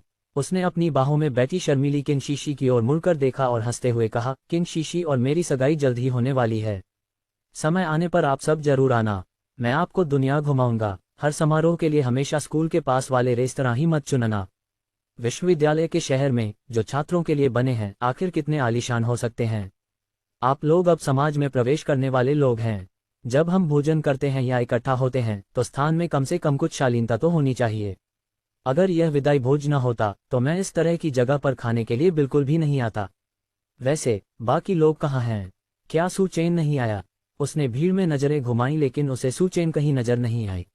आपको ये जानना होगा कि वह आज विशेष रूप से सू चेन के लिए आया है। वानपिन ने कल उन्हें व्यक्तिगत रूप से फोन किया था और इस बात पर जोर दिया था कि सू चेन वहां मौजूद होंगे, इसीलिए वह आए थे। लिन तियानशियांग दिखने में सुंदर और युवा मास्टर था, बचपन से ही सबका चहेता था। दुर्भाग्य से विश्वविद्यालय में सू चेन नाम का एक लड़का था जिसने उसे 4 साल तक कक्षा का चहेता बनने से रोक दिया और स्कूल के चहेते का खिताब 4 साल सू चेन के पास ही रहा। इसके बारे में सोचते ही उसे घुटन महसूस होने लगी। अगर सू चेन न होता तो क्या उसे किन शीशी को पाने में 1 साल से अधिक समय लग जाता। किन शीशी तो बस सू चेन के चेहरे के लिए तरस रही थी। हालांकि उसकी पसंद नापसंद खराब थी, लेकिन उसका दिमाग काफी तेज था। जब हर कोई नौकरी की तलाश में था, तब उसे आखिरकार एहसास हुआ कि पैसा ज्यादा महत्वपूर्ण है और वह उससे लिपट गई। इस बार वह सू चेन को ये साफ साफ दिखा देगा कि वह उससे कहीं बेहतर है। देखो कितनी शानदार कार है, खिड़की के पास खड़े एक सहपाठी ने कहा। सभी ने उधर देखा और रोल्स रॉयस का प्रतीक चिन्ह एक पल में ही गुजर गया। वाह, मुझे उम्मीद नहीं थी कि हमारे स्कूल के पास रोल्स रॉयस देखने को मिलेगी। इस कार की कीमत 6 मिलियन से शुरू होती है। अभी जो कार मैंने देखी उसकी कीमत निश्चित रूप से 6 मिलियन से अधिक होगी। ये किसी हाई एंड कस्टमाइज्ड वर्जन जैसी लग रही है। मुझे याद है मैंने इसे एक शॉर्ट वीडियो प्लेटफॉर्म पर देखा था। उसका नाम क्या था?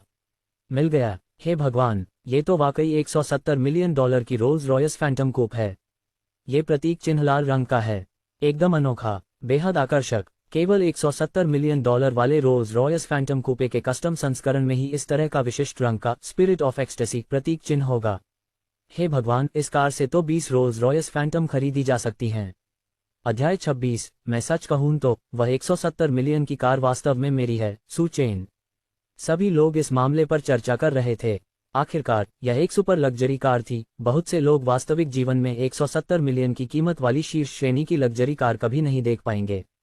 इसके अलावा पुरुषों को खासकर कारों के बारे में बात करना बहुत पसंद होता है, इसलिए वे इस बारे में उत्साहपूर्वक चर्चा कर रहे थे। मुझे आश्चर्य है कि इस कार का मालिक कौन है। जैसे ही एक पुरुष सहपाठी ने बोलना समाप्त किया, अचानक निजी कमरे का दरवाजा जोर से खुल गया। सू चेन दरवाजे पर खड़ा था। उसकी आकर्षक सूरत और उल्टे त्रिकोण के आकार की मॉडल जैसी काया ने तुरंत वहां मौजूद सभी लड़कियों का ध्यान आकर्षित कर लिया। सू चेन पर एक नज़र डालने के बाद कई महिला सहपाठियों ने तुरंत शर्म से अपनी निगाहें फेर लीं। दोबारा उसकी आंखों में देखने की हिम्मत नहीं की। उनके छोटे चेहरे शर्म से लाल हो गए। कक्षा की सबसे खूबसूरत छात्रा किन शीशी की निगाहें सू चेन पर टिक गईं। वह मन ही मन आह भरे बिना नहीं रह सकी। सू चेन वाकई बहुत सुंदर था। दुर्भाग्यवश उनके पास न तो धन था और न ही भविष्य की कोई संभावनाएं। जब वह कॉलेज में थी तब वह चुपके से सू चेन की प्रशंसा कर सकती थी, लेकिन अब जब वे स्नातक हो चुके थे तो आर्थिक संभावनाएं अधिक महत्वपूर्ण थीं। इसीलिए उसने अधिक धनी लिन तियानशियांग को चुना।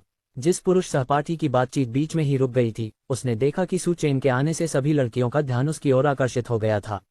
उसने खुद ही सारी लाइमलाइट छीन ली थी। उसने तुरंत विषय बदलते हुए व्यंग्यपूर्वक कहा, अरे सहपाठियों, अभी अभी एक आलीशान कार गुजरी और अब हमारे स्कूल का चहेता छात्र सू चेन आ गया। कहीं ऐसा तो नहीं कि हमारे स्कूल के चहेते ने अभी अभी वो रोल्स रॉयस खरीद ली हो। उसने सवाल पूछने का नाटक किया, लेकिन सू चेन को घूरते समय उसकी आंखों में तिरस्कार और एक अच्छे तमाशे की प्रतीक्षा करने का भाव साफ झलक रहा था। ये सहपाठी चेंग गुआंग था, जो लिन तियानशियांग का रूममेट था, और वह सू चेन को बिल्कुल नापसंद करता था। उसका पारिवारिक पृष्ठभूमि बहुत मजबूत नहीं था, लेकिन लिन तियानशियांग के पीछे लगातार अकड़कर चलने के कारण उसमें अनजाने में ही अहंकार की एक अजीब भावना विकसित हो गई थी। सू चेन को यह समझ नहीं आ रहा था कि दूसरों की शक्ति पर निर्भर रहना घमंड की बात क्यों है। आखिरकार वह कार सचमुच सू चेन की ही थी। लिन तियानशियांग अचानक हंस पड़ी और चेंग गुआंग से बोली, गुआंगजी, बकवास बंद करो। वह car Rolls Royce global limited high and custom model थी। दुनिया में ऐसी सिर्फ 3 ही कारें हैं जिनकी कीमत 170 मिलियन युआन है। हमारे स्कूल के चहेते को इतनी महंगी कार खरीदने का सामर्थ्य कैसे हो सकता है? वानपिन भी चलकर लिन तियानशियांग के बगल में खड़ी हो गई। इस समय वह लिन तियानशियांग द्वारा पहले की गई प्रसिद्धि को पूरी तरह से भूल चुका था। आज उसका असली निशाना सू चेन था। लिन तियानशियांग एक धनी युवा मालिक था और वानपिन उसके सामने कहीं नहीं ठहरता था। सू चेन अलग था। उसने सुना था कि सू चेन को अभी तक नौकरी नहीं मिली है। उसे कुचलने का यही सही समय था। तुरंत ही वानपिन ने सहमति जताते हुए कहा, बिल्कुल सही। क्या आपको लगता है कि हर कोई यंग मास्टर लिन है? सू चेन करोड़ों की कार कैसे खरीद सकता है? स्कूल में पढ़ने वाले एडोनिस सू सिर्फ उसका चेहरा ही देखने लायक है, लेकिन दिखावट सिर्फ स्कूल में ही मायने रखती है। एक बार जब आप कार्यबल और समाज में प्रवेश कर जाते हैं तो आपको अपनी योग्यता पर ही निर्भर रहना पड़ता है। वानपिन के बोलते ही निजी कमरे का दरवाजा फिर से खुल गया। एक कर्मचारी लिन तियानशियांग के पास आया और आदरपूर्वक उन्हें मासेराती कार की चाबी सौंप दी। लिन तियानशियांग ने नाटकीय अंदाज में कार की चाबी सू चेन के सामने घुमाते हुए हंसते हुए कहा, सू चेन, हम सहपाठी हैं, इसलिए समाज में कदम रखते ही मैं तुम्हारी मदद करने के लिए तैयार हूं। मैंने अभी अभी ये कार खरीदी है। अगर तुम्हें ज़रूरत पड़े तो मैं तुम्हें इंटरव्यू के लिए दे सकती हूं ताकि तुम अच्छा इंप्रेशन बना सको। ओह हाँ, तुम्हारे पास ड्राइविंग लाइसेंस है ना? सू चेन ने उनकी बातें काफी देर तक सुनी और मन ही मन ताना मारते हुए कहा, तुमने सारा समय अपनी पढ़ाई करने में बिताया और मुझे लगा था कि तुमने कोई शानदार कार खरीदी होगी, कुछ मिलियन की टूटी फूटी मासेराती। क्या इससे तुम्हें मेरे सामने अकड़ दिखाने का हक मिल जाता है? टूटी हुई मासेराती? सू चेन, क्या तुम ख्यालों की दुनिया में जी रहे हो? ठीक है, क्या तुम इस मासेराती को खरीद भी सकते हो? लिन तियानशियांग का चेहरा इस ताने से लाल हो गया और उसने बिना शिष्टाचार के कहा। सू चेन ने अपने होंठ सिकुड़े। कुछ दिन पहले तक 5 मिलियन से अधिक कीमत वाली मासेराती उसके लिए एक बड़ी बात लगती थी, लेकिन अब जब वह 100 मिलियन से अधिक कीमत वाली कस्टम रोल्स रॉयस चला रहा था तो क्या उसे अभी भी मासेराती की परवाह थी? आपकी मासेराती? अगर आप मुझे दे भी दें तो मैं उसे चलाने की जहमत भी नहीं उठाऊंगा। मेरे पास अपनी खुद की कार है, सू चेन ने कहा। हाँ हाँ हाँ, वान पिन ऐसे हंसा जैसे उसने अब तक का सबसे बड़ा मजाक सुना हो। स्कूल के हैंडसम लड़के ने कार खरीदी? क्या खरीदी? कहीं वो मशहूर वुलिंग मिनी तो नहीं है? मैंने देखा है कि आजकल वो कार काफी ट्रेंड में है, दिखने में शानदार, हमारे स्कूल के चहेते लड़के जैसे प्यारे लड़के के लिए एकदम सही है। हाँ हाँ, चेंग गुआंग ने आग में घी डालते हुए कहा, स्कूल के चहेते, क्या तुमने सच में वुलिंग खरीदी? वो कार तो बढ़िया है, हाई एंड मॉडल की कीमत 38,000 है। हाँ हाँ हाँ, सहपाठियों ने सिर झुकाकर हंसना शुरू कर दिया, लेकिन सू चेन को कोई परवाह नहीं थी। वह उन्हें ऐसे देख रही थी मानो वे मूर्ख हों। ये घमंडी लोग मासेराती को शानदार समझते हैं। अगर उन्हें पता चले कि वो 17 करोड़ डॉलर की रोल्स रॉयस चला रहा है तो क्या वे सदमे से बेहोश नहीं हो जाएंगे? कई लड़कियां इसे और बर्दाश्त नहीं कर सकीं और तुरंत नाराज होकर बोलीं, लिन तियानशियांग, चेंग गुआंग, वान पिन, तुम तीनों हद से ज्यादा कर रही हो। सू चेन हमारा सहपाठी है, उसके आते ही तुम उसका मजाक उड़ाना शुरू कर देते हो। क्या तुम्हें उससे जलन होती है कि वह तुमसे ज्यादा सुंदर है? अगर आपके पास थोड़ा पैसा है तो क्या हुआ? अमीर होने में ऐसी क्या खास बात है? क्या आपने आम लोगों को उठते नहीं देखा? क्या आपने बड़े बड़े उद्योगपतियों को दिवालिया होते नहीं देखा? आप तीनों के मानदंड वाकई बहुत ही निम्न हैं। इन शब्दों को सुनकर तीनों पुरुषों के चेहरे गुस्से से लाल हो गए और वे पलटवार करने ही वाले थे। तभी निजी कमरे का दरवाजा फिर से खुल गया। एक महिला कर्मचारी घबराकर दौड़ी और लिन तियानशियांग को कार की चाबी देने वाले वैलेट से बोली, तुम इतनी जल्दी क्यों भागे? मैं तुम्हें वापस कॉल भी नहीं कर पाए।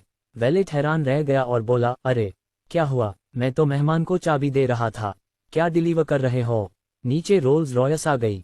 जल्दी करो और मेहमान की मासेराती को यहाँ से हटाओ। उस 17 करोड़ की रोल्स रॉयस के लिए सबसे अच्छी जगह खाली करनी होगी। हम उस कार को जरा सी खरोंच भी नहीं लगा सकते। अगर हमने उसे नुकसान पहुंचाया तो हम खुद को बेचकर भी हर्जाना नहीं भर पाएंगे। वैलेट चौंक गया, झट से मुड़ा और बनावटी मुस्कान के साथ लिन तियानशियांग से माफी मांगते हुए बोला, श्रीमान लिन, माफ कीजिए, आपकी कार को दूसरी जगह ले जाने के लिए मुझे शायद आपकी कार की चाबी दोबारा चाहिए होगी। लिन तियानशियांग शर्मिंदा दिखे, लेकिन फिर उन्हें 170 मिलियन की रोल्स रॉयस कार याद आ गई। वह केवल अपने स्वाभिमान को निगल सकता था। नाखुश चेहरे के साथ उसने कार की चाबी वैलेट को फेंक दी और ठंडे लहजे में कहना नहीं भूला, ध्यान से गाड़ी चलाओ और इसे सुरक्षित जगह पर पार्क करो। अगर इस पर खरोंच लग गई या टक्कर हो गई तो मरम्मत का खर्च तुम नहीं उठा पाओगे। अपने निर्देश देने के बाद भी लिन तियानशियांग अनिच्छुक थे, इसलिए वे स्वयं खिड़की के पास खड़े होकर अपनी मासेराती को सबसे अच्छी पार्किंग जगह से बाहर निकलते हुए देखते रहे, जिसके बाद 170 मिलियन मूल्य की शीर्ष श्रेणी की रोल्स रॉयस अंदर आती हुई दिखाई दी। सभी सहपाठी उस लग्जरी कार को देखने के लिए खिड़की की ओर दौड़ पड़े। ये कार बहुत ही शानदार है। ये वाकई अपने 170 मिलियन के मूल्य को सार्थक करती है। मुझे ऐसा लगता है जैसे इस पर सोना जड़ा हुआ है। यह एक ऐसा सपना है जिसे मैं अपने जीवन काल में कभी पूरा नहीं कर सकता। अगर मुझे उस तरह की कार की यात्री सीट पर बैठने का मौका मिले तो मुझे लगेगा कि मेरा पूरा जीवन सार्थक हो गया है। लिन तियानशियांग का चेहरा गुस्से से लाल हो गया और फिर उसने कहा, लग्जरी कार में ऐसी क्या खास बात है? ठीक है, चलो खाना खाते हैं। ओह हाँ, सू चेन, तुम्हारी कार कहाँ खड़ी है? रेस्तरां द्वारा पार्किंग की जगह बदल दिए जाने से नाराज लिन तियानशियांग अपनी शान को संतुष्ट करने के लिए सू चेन को परेशान करना चाहता था। सू चेन को लिन तियानशियांग के इरादों का कैसे पता नहीं चला। उसने ठंडे लहजे में व्यंग्य किया, ठुड्डी ऊपर उठाए और नीचे खड़ी रोल्स रॉयस की ओर इशारा करते हुए कहा, क्या आप सब यह नहीं देख रहे कि मेरी कार अभी कहाँ खड़ी है? सहपाठी स्तब्ध रह गए। इसका क्या मतलब है? लिन तियानशियांग ने सबसे पहले प्रतिक्रिया दी और जोर से हंसने लगा जैसे उसने कोई बड़ा मजाक सुना हो। हा टिल्डर, सू चेन, क्या तुम कह रहे हो कि नीचे वाली कार तुम्हारी है? सू चेन ने सिर हिलाते हुए कहा, बिल्कुल सही। हा, वान पिन और भी जोर से हंसा और लड़कों के बीच भी हंसी का एक जोरदार धमाका हो गया। सहपाठियों की छात्राओं को ये बर्दाश्त नहीं हुआ और वे एक के बाद एक बोलने लगी, तुम लोग क्या कर रहे हो? क्या सिर्फ छात्रा लिन को ही कार खरीदने की इजाजत है, जबकि स्कूल के लड़के एडोनिस सू को नहीं? बिल्कुल सही, हम सब सहपाठी हैं। क्या किसी और के उत्कृष्ट होने की बात स्वीकार करना इतना मुश्किल है? तुम लोग हमेशा स्कूल के एडोनिस सू को ही क्यों निशाना बनाते हो? हालांकि कई महिला सहपाठियों ने सू चेन के पक्ष में आवाज उठाई, फिर भी उन्हें विश्वास नहीं हुआ कि नीचे खड़ी $170 मिलियन की कार उसी की है। लिन तियानशियांग और वान पिन ने अपनी कक्षा की लड़कियों की ओर देखा और बेबसी से कहा, तुम लड़कियां सू चेन के चेहरे को देखकर सचमुच चक्कर खा रही हो। नीचे खड़ी कार लगभग 200 मिलियन की एक लग्जरी गाड़ी है। बेचारा सू चेन कॉलेज के 4 साल के दौरान एक साइकिल भी नहीं खरीद पाया था। क्या आपको सच में लगता है कि वह रोल्स रॉयस खरीद सकता है? वान पिन ने और भी सीधे शब्दों में कहा, अगर वह कार सू चेन की है तो आज हमारे सभी सहपाठियों के सामने मैं उसे दादाजी कहकर पुकारूंगा और 3 बार घुटने टेक कर प्रणाम करूंगा। मुझे पोते को गोद लेने में कोई दिलचस्पी नहीं है। सू चेन मुस्कुराया, लेकिन अगर आप यही कहना चाहते हैं तो मैं निश्चित रूप से अपने सहपाठियों के लिए यह अच्छा प्रदर्शन कर सकता हूं। सू चेन के बोलते ही नौकर वापस अंदर आया। इस बार वह सूट और टाई पहने एक आदमी के पीछे पीछे आ रहा था। मुख्य अभिनेता अपने 3 नौकरों के साथ सू चेन के पास गए और सम्मानपूर्वक उन्हें प्रणाम किया। नमस्कार, मैं आदरणीय अतिथि के आगमन पर लॉबी मैनेजर हूं। महोदय, आपकी रोल्स रॉयस सबसे अच्छी जगह पर खड़ी है। सुरक्षा के लिए हमने इसके चारों ओर सावधानी टेप लगा दिया है, लेकिन इससे आपके प्रस्थान में कोई बाधा नहीं आएगी।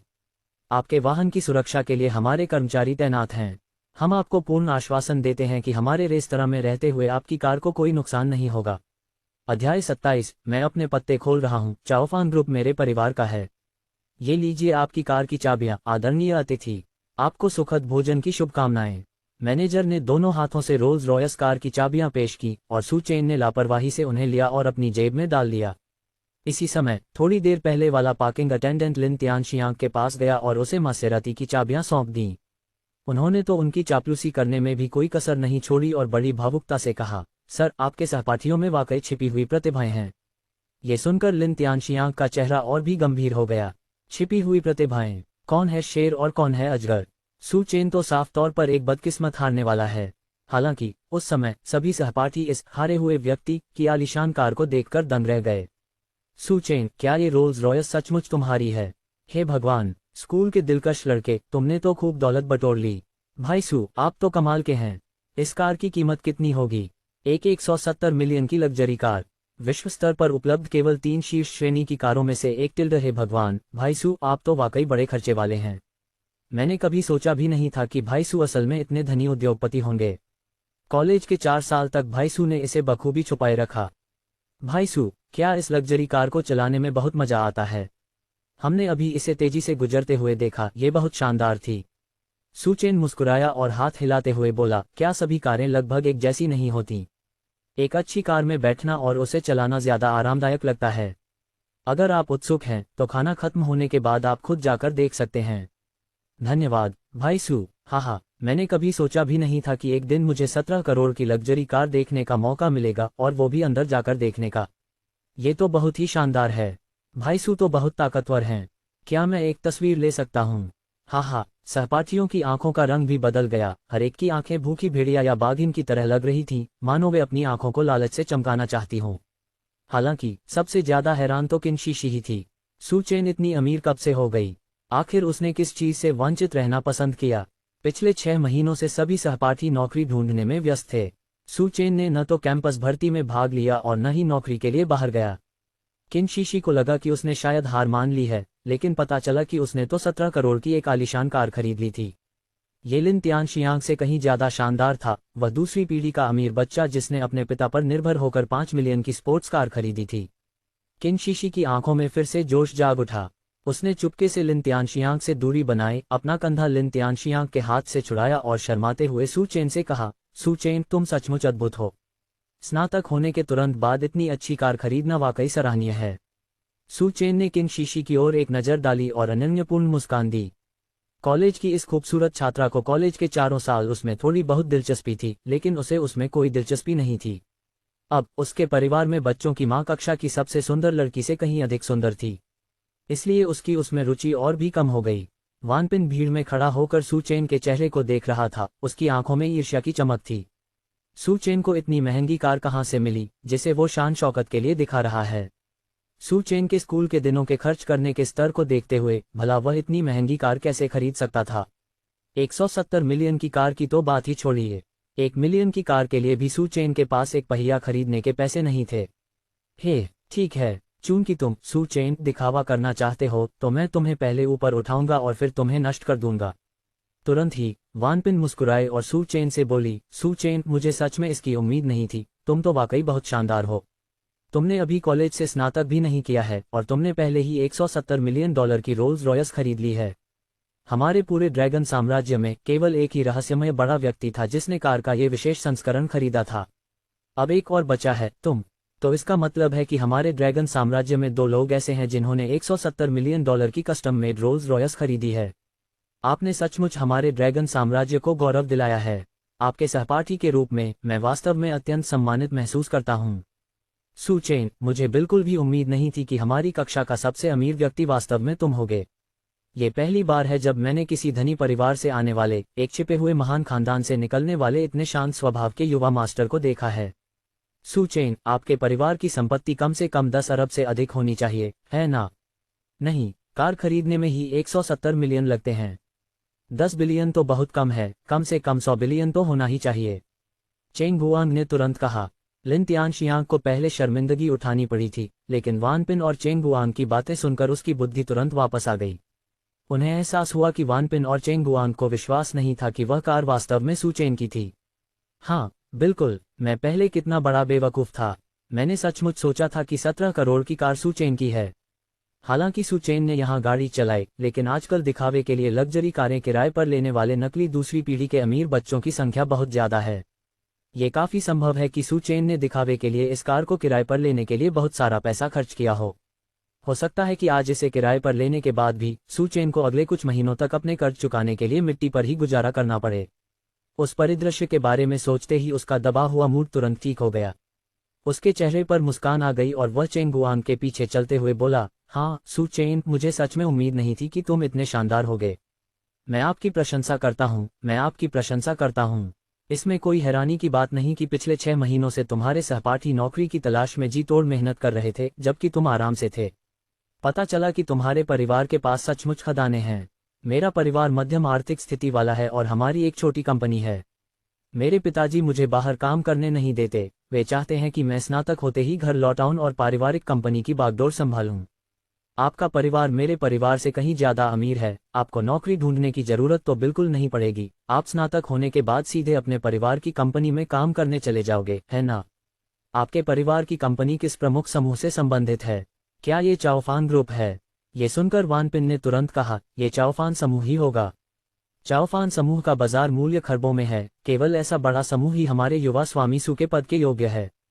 चेंग गुआंग ने भी अपनी हंसी रोकते हुए कहा, बिल्कुल सही, बहुत खूब कहा। हमारे युवा स्वामी सू की प्रतिष्ठा चाओफान समूह जैसे खरबों डॉलर के बाजार मूल्य वाले समूह के बराबर ही होनी चाहिए।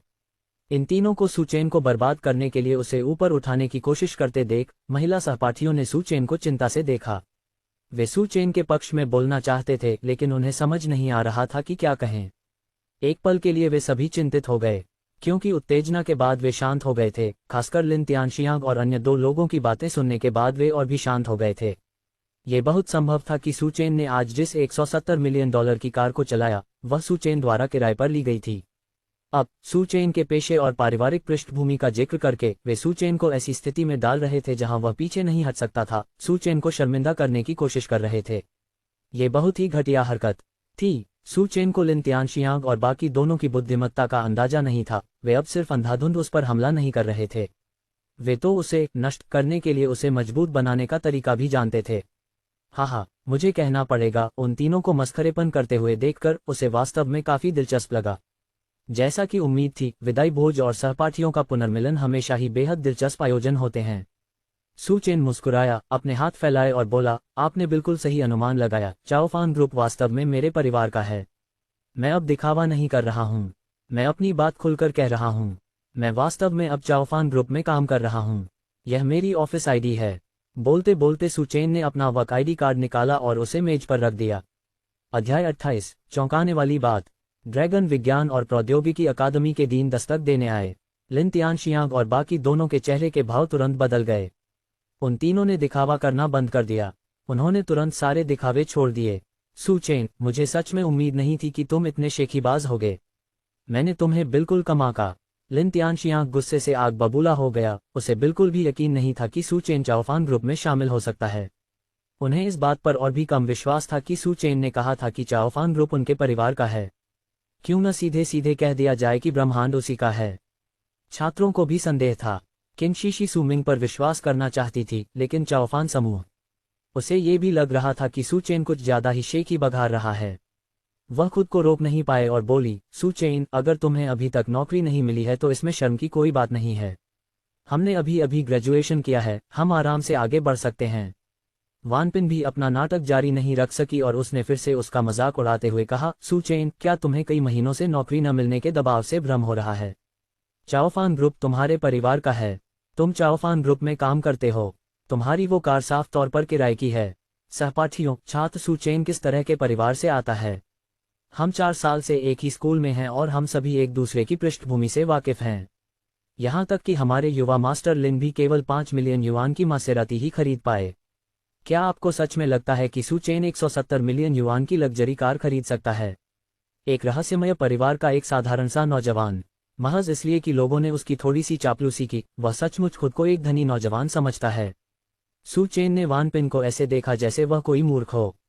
वानपिन, अगर तुम पीछे हटना चाहते हो और मेरे सामने सिर झुकाकर मुझे दादाजी नहीं कहना चाहते, तो मैंने यह नहीं कहा कि मैं तुम्हें नहीं छोड़ूंगा। मुझे तुम्हारे जैसे सुअर जैसे मूर्ख पोते की कोई परवाह नहीं। क्या आप कह रहे हैं कि मेरी कार किराए पर है? दुनिया में ऐसी सिर्फ 3 ही कारें हैं। एक देश के राष्ट्रपति के पास है, एक ड्रैगन देश के किसी बड़े आदमी के गराज में है, और तीसरी नीचे खड़ी है। आपको क्या लगता है, इस कार को कौन किराए पर देगा? अगर तुमने इस कार को ढूंढने की जहमत उठाई होती तो तुम्हें इतनी शर्मिंदगी नहीं उठानी पड़ती। तुम्हारे कंधों पर जो दिमाग है वह सोचने के लिए है, न कि तुम्हारी कम लंबाई की भरपाई करने के लिए। देर से आने वाले चेन जिकियांग, झांग युबिन और गे यू ने अंदर आते ही भाईसू की बातें सुन लीं। तीनों ने एक दूसरे को देखा और तुरंत समझ गए कि क्या हो रहा है। झांग युबिन ने बाकी दोनों को देखा और अचानक अपनी आवाज ऊंची करते हुए कहा, भाईसू, आप इतनी जल्दी आ गए। हमने सोचा था कि आप काम के सिलसिले में देर से आएंगे। गेयू ने उसके सिर पर थपथपाया और हंसते हुए कहा, झांग युबिन, क्या तुम बेवकूफ हो? चाओफान ग्रुप कभी ओवरटाइम नहीं करता टिल्डर। चेन जिकियांग उनके पीछे पीछे अंदर आया और सू चेन के बगल में बैठ गया। भाई सू, मैंने अभी बाहर सुना कि वानपिन आपको प्रणाम करना चाहती है और दादाजी कहना चाहती है। मुझे आज हमारे विदाई भोज में इतने बड़े हंगामे की उम्मीद नहीं थी। वानपिन, मैंने सुना है कि तुम होंगक्सुआन में शामिल हो गए हो। होंगक्सुआन चाओफान के सामने कुछ भी नहीं है। कैसा रहेगा अगर तुम हमारे भाई सू के सामने कुछ और बार झुक जाओ और उनसे कहो कि वे तुम्हारे लिए चाओफान ग्रुप में क्लर्क की नौकरी दिलाने का कोई तरीका निकालें? बिल्कुल सही, हमारे भाई सू का चाओफान ग्रुप में बहुत दबदबा है टिल्डर, गेयू ने रहस्यमय मुस्कान के साथ कहा। सू चेन समझ गया कि वह यान बिंगक्सू के साथ अपने रिश्ते का जिक्र कर रहा है और वह अपने होठों पर मुस्कान लाने से खुद को रोक नहीं पाया। वानपिन का चेहरा गुस्से से पीला पड़ गया। दांत पीसते हुए उसने कहा, सू चेन का चाओफान ग्रुप में इतना दबदबा है? गेयू, तुम इतना घमंड कैसे कर सकते हो? सू चेन की बात करें तो अगर वह चाओफान ग्रुप में आ भी गया है तो शायद वह सिर्फ एक सफाईकर्मी या रसद कर्मचारी ही होगा। लिन तियानशियांग पहले ही अपने चाचा को फोन कर रहा था। उनके चाचा का एक दोस्त चाओफान ग्रुप में काम करता था। नमस्ते अंकल, मैं तियानशियांग हूँ। बात यह है कि मुझे आपसे कुछ पूछना है। मेरे एक सहपाठी को चाओफान ग्रुप से नौकरी का प्रस्ताव मिला है, लेकिन क्या वहाँ नौकरी पाना काफ़ी मुश्किल नहीं है? इसलिए मैं आपसे ये पता लगाने में मदद मांग रहा हूँ कि क्या वाकई चाओफान ग्रुप ने उसे भर्ती किया है। हाँ, ठीक है, वो मेरा कॉलेज का सहपाठी है जिसका नाम सू चेन है। सू मतलब सूजो, चेन मतलब धूल। हाँ, कृपया मेरी मदद कीजिए। ठीक है, मैं आपके कॉल बैक का इंतजार करूंगा। उसने फोन काट दिया, स्टूल पर आराम से बैठ गया और स्वाभाविक रूप से किनशीशी को अपनी बाहों में भर लिया। किनशीशी ने सू चेन की ओर एक नज़र डाली। वह थोड़ी असहज सी लग रही थी, लेकिन तभी उसने लिन तियानशियांग को कहते सुना, सहपाठियों, मेरे चाचा के एक दोस्त चाओफान ग्रुप में काम करते हैं। मेरे चाचा मेरे लिए सू चेन की स्थिति का पता लगा रहे हैं, लेकिन उन्होंने बताया कि चाओफान ग्रुप की भर्ती प्रक्रिया बहुत सख्त है। परीक्षा पास किए बिना भर्ती किए गए कर्मचारियों को शायद उद्योग के शीर्ष स्तर के लोग ही नियुक्त किए जाने चाहिए। सू चेन, क्या तुम्हें मुझसे इस क्षमता की उम्मीद नहीं थी? हाँ, तुमने जो बड़ी बड़ी बातें की वो अब सबके सामने आने वाली हैं। तुम तो बड़े ही दयनीय हो। सू चेन बिल्कुल भी परेशान नहीं हुआ, बल्कि वह लिन तियानशियांग की बहुत प्रशंसा कर रहा था। वानपिन ने अभी अभी कहा था कि वह शेखी बघार रहा है और कार किराए पर ले रहा है, और लिन तियानशियांग ने तुरंत अपने संपर्कों का इस्तेमाल करके फ़ोन करके पुष्टि कर ली। ऐसा लगा जैसे उसे नींद आने से ठीक पहले स्वर्ग से तकिया मिल गया हो। एकदम सही। फ़ोन की घंटी बजी और सभी छात्र उधर देखने लगे। हर कोई इस कॉल का इंतजार कर रहा था। जैसे ही लिन तियानशियांग जवाब देने ही वाली थी, सू चेन पर अभी भी विश्वास करने वाली छात्राओं ने कहा, युवा मास्टर लिन, इसे स्पीकर पर डाल दीजिए। हमें खुद पता चलने दो कि यह सच है या झूठ, वरना कौन जाने बाद में तुम सू चेन को फंसा दोगे। लिन तियानशियांग की मूल योजना ये थी कि जवाब चाहे जो भी हो, वह सू चेन को झूठा साबित कर देगा। लेकिन अब कई छात्राओं द्वारा रोके जाने पर उसने नाखुशी से स्पीकर चालू कर दिया। हेलो तियानशियांग, मैंने अभी चाओफान में अपने दोस्त से पूछा। उन्होंने कहा कि कंपनी में सू चेन नाम का कोई नया कर्मचारी नहीं है। क्या आपके सहपाठी के साथ धोखाधड़ी हुई है? ओह, मैं समझ गया, मुझे याद आ गया, धन्यवाद अंकल। लिन तियानशियांग ने मुस्कुराते हुए फ़ोन रख दिया। सू चेन, आपको और क्या कहना है? चाओफान ग्रुप का कहना है कि आपके नाम का कोई व्यक्ति है ही नहीं। मुझे इसकी बिल्कुल उम्मीद नहीं थी। सू चेन, तुम स्कूल के सबसे लोकप्रिय लड़के हो, फिर भी अपने सहपाठियों के सामने इस तरह शेखी बघार रहे हो। हम सब सहपाठी हैं, क्या हमें मूर्ख बनाना तुम्हें मजेदार लगता है? वानपिन ने ताना मारा। छात्राओं ने एक दूसरे को देखा। उनमें से कुछ साहसी छात्राओं ने सू चेन के पास जाकर फुसफुसाते हुए कहा, सहपाठी सू, आज तुम पहले क्यों नहीं चले जाते? मुझे नहीं लगता कि यह खाना खाने लायक है। वे साफ तौर पर तुम्हें निशाना बना रहे हैं। अरे विद्यार्थी लियू, तुम्हारा क्या मतलब है? मैं और युवा मास्टर लिन शेखी नहीं बघार रहे हैं। सू चेन को कौन निशाना बना रहा है? ये स्पष्ट रूप से उसकी अपनी बेशर्मी और शेखी बघारने का शौक है। बकवास, गे यू ने गुस्से में कहा। मेरा भाई सू चाओफान ग्रुप में काम करता है। सू चेन ने लिन तियानशियांग की ओर देखते हुए धीमी आवाज में कहा, छात्र लिन, आप एक बार फिर से जांच क्यों नहीं कर लेते? हम सब सहपाठी हैं। मुझे डर है कि अगर कोई गलतफहमी हुई तो आपको शर्मिंदगी उठानी पड़ेगी। अगर चाओफान ग्रुप में कुछ नहीं मिलता तो उनसे मेका डिज़ाइन विभाग से पूछने के लिए कहिए। सू चेन, तुम सच का सामना किए बिना हार नहीं मानोगे। यहाँ तक कि मेचा डिज़ाइन विभाग भी। चाओफान समूह का मेचा डिज़ाइन विभाग राष्ट्रीय स्तर के मेचा अनुसंधान संस्थान, ड्रैगन विज्ञान और प्रौद्योगिकी अकादमी को टक्कर दे सकता है। सिर्फ तुम्हारे दम पर। क्या तुम्हें पता भी है कि मेका क्या होता है? उस तरह की उच्च तकनीक की आप कल्पना भी नहीं कर सकते। लिन तियानशियांग की नाक मानो आसमान की ओर उठी हुई थी और कमरे में मौजूद सभी छात्र सू चेन को संदेह भरी निगाहों से देख रहे थे। उस पल में, हेलो, माफ कीजिए, क्या आप श्री सू चेन हैं? कमरे में व्याप्त शत्रुता को एक मधुर महिला आवाज ने भंग कर दिया। सभी ने मुड़कर देखा तो दरवाजे पर एक खूबसूरत महिला प्रोफेशनल सूट पहने खड़ी थी। उसके बगल में एक बुजुर्ग सज्जन खड़े थे। वह बुजुर्ग सज्जन तानकाल के सूट में सजे हुए थे। उनका व्यक्तित्व असाधारण था और उन्होंने सोने के फ्रेम वाला चश्मा पहन रखा था। वे किसी पुराने विद्वान की तरह दिख रहे थे। मैं ही हूँ, सू चेन ने शांत भाव से कहा। श्री सू, नमस्कार, मैं ड्रैगन विज्ञान और प्रौद्योगिकी अकादमी के डीन की सहायक हूँ और ये हमारे डीन हैं। हमारे डीन आपसे कुछ बात करना चाहते हैं। क्या आप कृपया कुछ मिनट का समय दें? सुंदर सहायक ने मुस्कुराते हुए कहा। पल भर में पूरा इलाका सदमे में डूब गया। अध्याय 29, ड्रैगन विज्ञान और प्रौद्योगिकी अकादमी में शामिल होना। सू चेन ने तांग सूट पहने बूढ़े व्यक्ति को देखा। उसकी भौहें थोड़ी सिकुड़ी हुई थीं। उसने इस बूढ़े आदमी को कल उस फोटो स्टूडियो में देखा था जहां वह और यान बिंगक्सू शादी की तस्वीरें खिंचवा रहे थे। हालांकि यह सिर्फ एक क्षणिक झलक थी, लेकिन अब जब उसने सिस्टम को सक्रिय कर दिया था तो उसकी याददाश्त पहले से कहीं बेहतर थी। इसलिए वह किसी ऐसे व्यक्ति को तुरंत याद कर सकता था जिसे उसने केवल एक बार देखा था। उन्हें इस बात की उम्मीद नहीं थी कि यह बूढ़ा व्यक्ति ड्रैगन साइंस एंड टेक्नोलॉजी अकादमी का डीन होगा। ऐसा प्रतीत हुआ कि यह बूढ़ा व्यक्ति उससे मिलने आया था क्योंकि उसने कल फोटो स्टूडियो में कुई हाओयू के साथ उसकी बातचीत सुन ली थी। फिर अकादमी में वापस आकर इस पर चर्चा करने के बाद उन्हें एहसास हुआ कि उसने मेचा के बारे में जो कहा था वह बहुत ही गहरा अर्थ रखता था। इसलिए वह आज विशेष रूप से उनसे बात करने आया था। ये समझने के बाद उसने बूढ़े आदमी को सिर हिलाकर कहा, ठीक है। ड्रैगन देश की ड्रैगन विज्ञान और प्रौद्योगिकी अकादमी ने पूरे ड्रैगन देश में इमेंस योगदान दिया है। क्योंकि आज की दुनिया एक हाईटेक दुनिया है। जिस भी देश के पास बेहतर उच्च तकनीकी क्षमताएं होंगी, वह विश्व में अधिक प्रभाव प्राप्त कर सकता है और अपने राष्ट्र को अधिक लाभ और सुरक्षा प्रदान कर सकता है। इसलिए सू चेन ड्रैगन विज्ञान और प्रौद्योगिकी अकादमी के वैज्ञानिकों को अत्यंत सम्मान की दृष्टि से देखता था। सू चेन और एल्डर युआन के जाने के बाद निजी कमरे में मौजूद सू चेन के सहपाठियों ने सामूहिक रूप से हैरानी से हौंफते हुए कहा, हे भगवान, ड्रैगन विज्ञान और प्रौद्योगिकी अकादमी के डीन सू चेन से मिलने आए हैं। वे सू चेन से बात करना चाहते हैं। ड्रैगन विज्ञान और प्रौद्योगिकी अकादमी हमारे ड्रैगन देश का शीर्ष अनुसंधान संस्थान है, जो सबसे रहस्यमय और उन्नत यांत्रिक अनुसंधान का केंद्र है। क्या ऐसा हो सकता है कि सुचेन ने चाओफान समूह के मेचा अनुसंधान विभाग में होने के बारे में जो कहा था, वह शेख ही नहीं बल्कि सच था? ये सच ही होना चाहिए। हे भगवान, सुचेन तो कमाल की है। मैं उनकी प्रशंसा करता हूँ।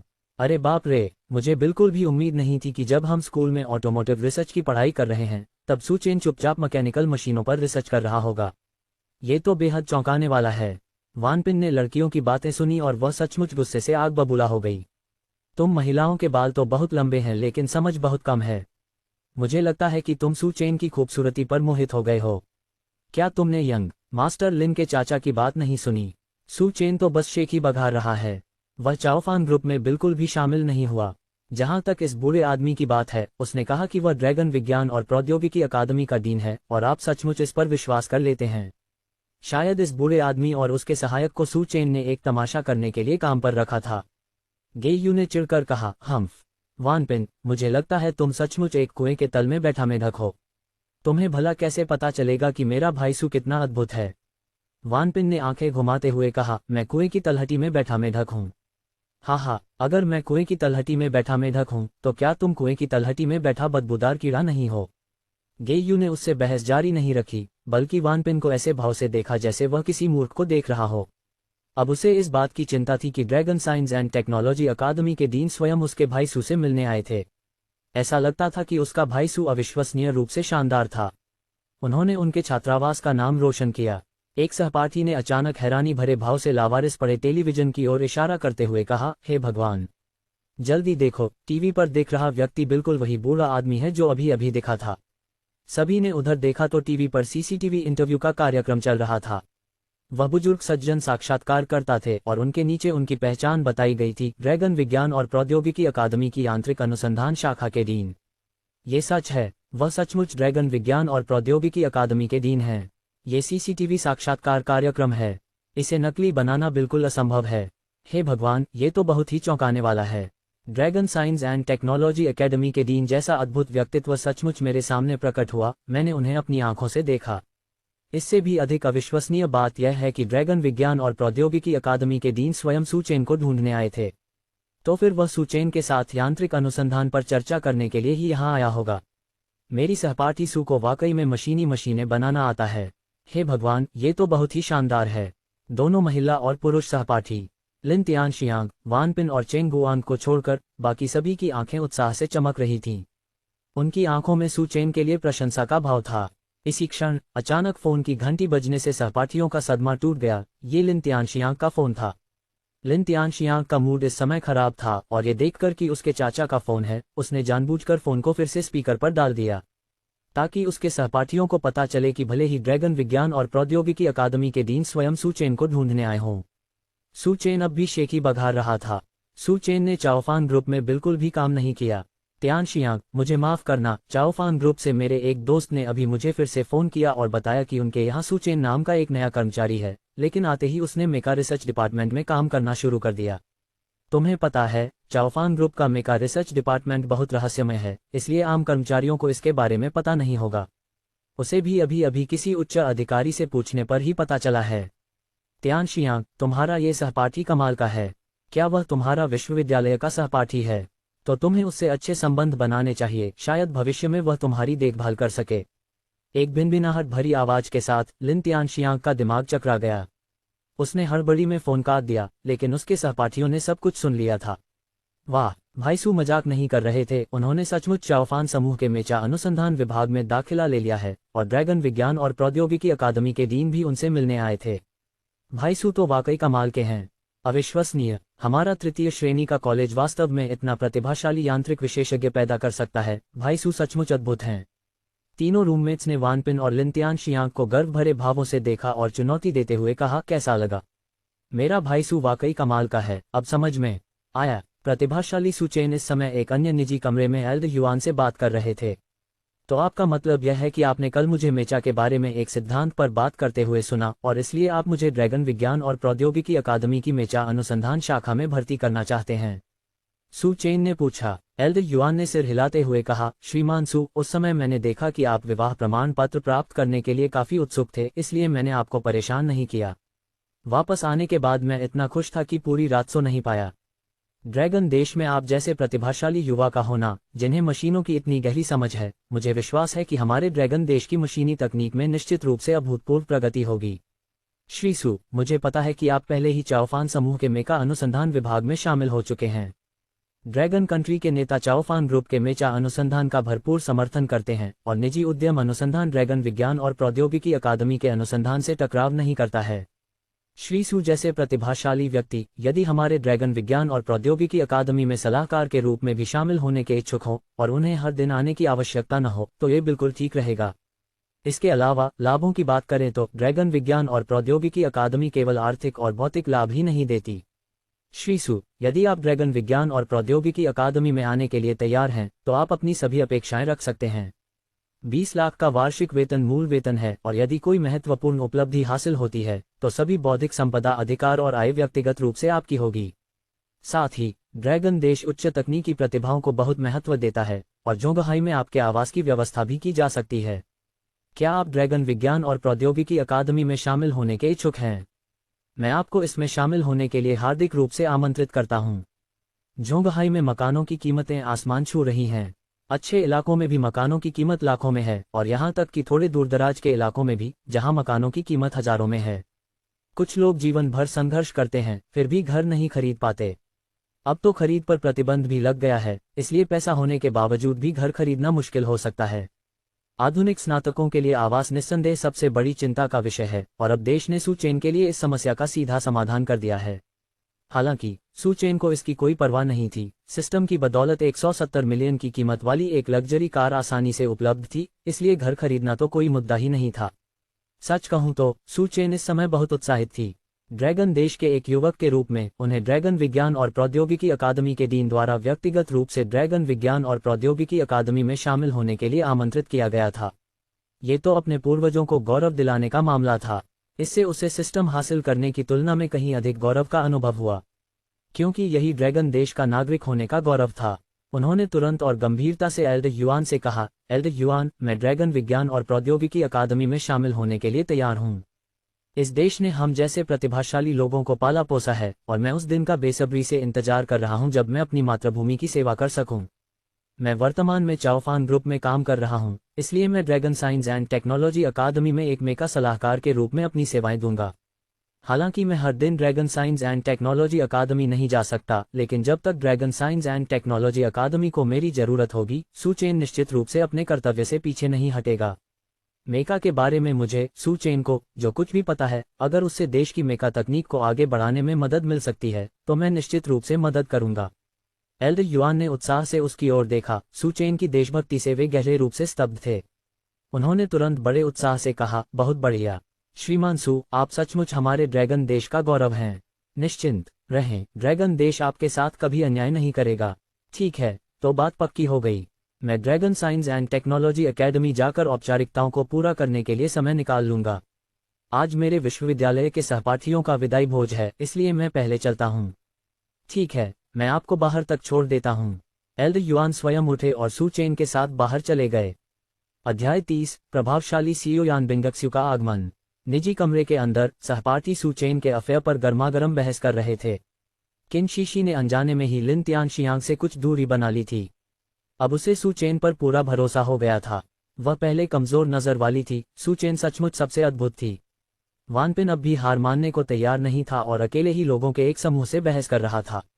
आपको कैसे पता कि सू चेन सचमुच ड्रैगन विज्ञान और प्रौद्योगिकी अकादमी में प्रवेश पा सकता है? ड्रैगन विज्ञान और प्रौद्योगिकी अकादमी किस तरह की जगह है? यह एक राष्ट्रीय संस्थान है। सू चेन को इसमें प्रवेश पाने का क्या अधिकार है? मैंने उसे चाओफान ग्रुप के मेका रिसर्च डिपार्टमेंट में देखा है। वह शायद वहां छोटे मोटे काम करने के लिए ही है। आप लोग सचमुच सुनी सुनाई बातों पर विश्वास कर लेते हैं सिर्फ इसलिए कि डीन सू चेन को ढूंढने आए थे। आप लोग सोचते हैं कि Su Chen dragon science and technology academy में दाखिला पा सकता है। ये तो मजाक है। एक महिला सहपाठी से ये सब और बर्दाश्त नहीं हुआ और उसने पलटवार करते हुए कहा, क्या वह व्यक्ति प्रभावशाली नहीं है जो डीन को व्यक्तिगत रूप से आने के लिए मना सके? जब आपको होंगक्सुआन से प्रस्ताव मिला तो क्या होंगक्सुआन के बड़े बॉस खुद आपके दरवाजे पर आए थे? मुझे तो ऐसा नहीं लगा। सू चेन को ड्रैगन विज्ञान एवं प्रौद्योगिकी अकादमी में दाखिला मिला या नहीं, यह मुद्दा नहीं है। मुद्दा यह है कि ड्रैगन विज्ञान एवं प्रौद्योगिकी अकादमी के डीन, जो इतने प्रभावशाली वैज्ञानिक और शिक्षाविद हैं, खुद सू चेन को ढूंढने आए। इससे पता चलता है कि यांत्रिक अनुसंधान के क्षेत्र में सू चेन में वाकई काबिलियत है। मुझे लगता है कि तुम यह मानने की हिम्मत ही नहीं करते कि सू चेन तुमसे कहीं ज्यादा प्रभावशाली है। तुम तो ईर्ष्या से भरे हुए लग रहे हो। तुम सब, वानपिन ने गुस्से से दांत पीसते हुए कहा। तभी निजी कमरे का दरवाजा खुल गया और सू चेन प्रवेश द्वार पर खड़ी थी। ओल्ड युआन खुद उन्हें दरवाजे तक छोड़ने गए। पहल करते हुए सू चेन से हाथ मिलाया और अत्यंत विनम्रता से कहा, श्रीमान सू, तो बात पक्की हो गई। अगले सोमवार सुबह 10 बजे मैं चाओफान समूह में किसी को भेजकर आपको ड्रैगन विज्ञान और प्रौद्योगिकी अकादमी में भर्ती प्रक्रिया पूरी करने के लिए लाऊंगा। अब से हम सहकर्मी होंगे। सू चेन ने सिर हिलाते हुए कहा, डीन, आप बहुत दयालु हैं। अपना ख्याल रखना। सू चेन के प्रवेश करते ही कमरा तुरंत शोरगुल से भर गया। वानपिन, जो अभी अभी यह सवाल कर रहा था कि क्या सू चेन को dragon science and technology academy में दाखिला मिल सकता है, उसका चेहरा ऐसा लग रहा था मानो उसे जख्मी कर दिया गया हो। हालांकि किसी ने भी उस पर ध्यान नहीं दिया। सभी लोग सू चेन के चारों ओर जमा हो गए। भाई सू, आप तो कमाल के हैं। आपने न सिर्फ चाओफान ग्रुप के मेका रिसर्च डिपार्टमेंट में दाखिला लिया, बल्कि अब आप dragon science and technology academy की मेका रिसर्च ब्रांच में काम करने जा रहे हैं। वाह, आपका काम तो वाकई लाजवाब है। सहपाठी सू, तुम तो मेका पर शोध भी कर सकते हो। ये तो वाकई कमाल है। मैं तो अभी से इसकी कल्पना कर सकता हूँ। सहपाठी सू बहुत ही आकर्षक हैं, और एक विशाल मेका चलाना कितना शानदार होगा। किसी अमेरिकी ब्लॉकबस्टर फिल्म के मुख्य किरदार से भी ज्यादा शानदार। भाई सू, आपने तो मानो एक ही कदम में स्वर्ग का सफर तय कर लिया है। भविष्य में हम कॉलेज के सहपाठियों का ख्याल रखना। सू चेन इस कदर गिर गया था कि वह खुद को छुड़ा नहीं सका, लेकिन उसे अंदर से बहुत अच्छा महसूस हो रहा था। क्या लगातार थप्पड़ खाने का एहसास ऐसा ही होता है? वाकई बहुत संतोषजनक है टिल्डा। ये पहली बार था जब वह इस तरह सबका ध्यान अपनी ओर खींच रहा था, और उसे यह बहुत अच्छा लगा। तभी भीड़ में से किसी ने चुपके से निकलने की कोशिश की और सू चेन को घेरने वाले सभी लोगों के बीच दरवाजे से बाहर निकलने की योजना बनाई। सू चेन के पास सिस्टम द्वारा प्रदत्त युद्ध कौशल थे। उसकी पांचों इंद्रियां अविश्वसनीय थीं और उसकी दृष्टि तेज थी, इसलिए उसने वानपिन की छोटी सी चाल को तुरंत पहचान लिया। उसने भीड़ के बीच से चिल्लाकर कहा, सहपाठी वान, इतनी जल्दी में आगे निकलने की क्या जरूरत है? क्या तुम मेरे सामने सिर झुकाकर मुझे दादाजी कहने के लिए खुली जगह ढूंढ रहे हो? सू चेन के ऐसा कहते ही सभी लोग स्वतः ही किनारों की ओर हट गए, जिससे वानपिन के लिए एक चौड़ा रास्ता साफ हो गया। जब गेयू ने वानपिन के चेहरे पर भाव देखा तो वह तुरंत मुस्कुराया और बोला, सहपाठी वान, क्या तुम तैयार हो? मैं अपने फोन से तुम्हारा वीडियो रिकॉर्ड करने जा रहा हूँ। यह एक बहुत बड़ा अवसर है जब हमारे भाई सू पोते का स्वागत कर रहे हैं। भविष्य में जब भी हमारी कक्षा का पुनर्मिलन होगा, हम इस वीडियो को सबको दिखाएंगे ताकि सब पुरानी यादें ताज़ा कर सकें। सभी को पता था कि वानपिन भागना चाहता था, लेकिन उन्हें यह उम्मीद नहीं थी कि सू चेन की पीठ में भी आंखें होंगी और वह उसे रंगे हाथों पकड़ लेगा। वानपिन वहां असहज रूप से खड़ा था। उसका मन कर रहा था कि वह गाली दे, और उससे भी ज्यादा उसका मन कर रहा था कि वह बदमाश बनकर किसी तरह इस स्थिति से निकल जाए। लेकिन सू चेन की वर्तमान पहचान और स्थिति को देखते हुए उसने ऐसा करने की हिम्मत नहीं की। सू चेन अब इतना शक्तिशाली हो चुका था कि अगर उसने उसे या होंगजुवान को भी सच में नाराज कर दिया तो शायद वह पूरे जोंगहाई में भी जीवित नहीं रह पाएगा। वानपिन ने दांत पीस लिए। अपने भविष्य और अपनी गरिमा के बीच उसने बिना किसी झिझक के भविष्य को चुना। उसने तुरंत सू चेन के लिए चापलूसी भरी मुस्कान बिखेरी और उसके पास जाकर बोला, दादाजी सू सचमुच बुद्धिमान और शक्तिशाली हैं। मेरी छोटी मोटी चालें आपकी पैनी नजरों से नहीं छिप सकी टिल्डा। मैं तो बस आपके सामने झुकने के लिए एक खुली जगह ढूंढ रहा था। आप सभी का मुझे जगह देने के लिए धन्यवाद। सू चेन ने कुछ नहीं कहा, बस मुस्कुराते हुए वानपिन की ओर देखा। सहपाठियों ने अपनी हंसी रोकने के लिए अपने मुंह ढक लिए और कई लोगों ने रिकॉर्डिंग करने के लिए अपने फोन निकाल लिए। इतनी सारी निगाहों और कैमरों के दबाव को सहते हुए भी वानपिन ने अपनी मुस्कान बनाए रखी। वह धड़ाम से घुटनों के बल बैठ गया और सू चेन के सामने 3 बार प्रणाम किया। प्रणाम करते हुए उसने कहा, दादाजी सू चेन टिल्डर, अब से मैं आपका पोता हूँ। क्या आपने देखा कि आपके पोते का प्रणाम मानक के अनुरूप था या नहीं? यदि आप संतुष्ट नहीं हैं तो आपका पोता आपके लिए इसे दोबारा करेगा। अगर आप संतुष्ट हैं तो कृपया समझदारी दिखाएं और मन में कोई द्वेष न रखें। भविष्य में अगर कोई अच्छा अवसर मिले तो अपने इस कंजूस पोते को याद रखें। आपका पोता भविष्य में आपका सम्मान जरूर करेगा। उसकी चापलूसी भरी अभिव्यक्ति ने महिला सहपाठियों के रोंगटे खड़े कर दिए और वे उसकी ओर देखना भी नहीं चाहती थीं।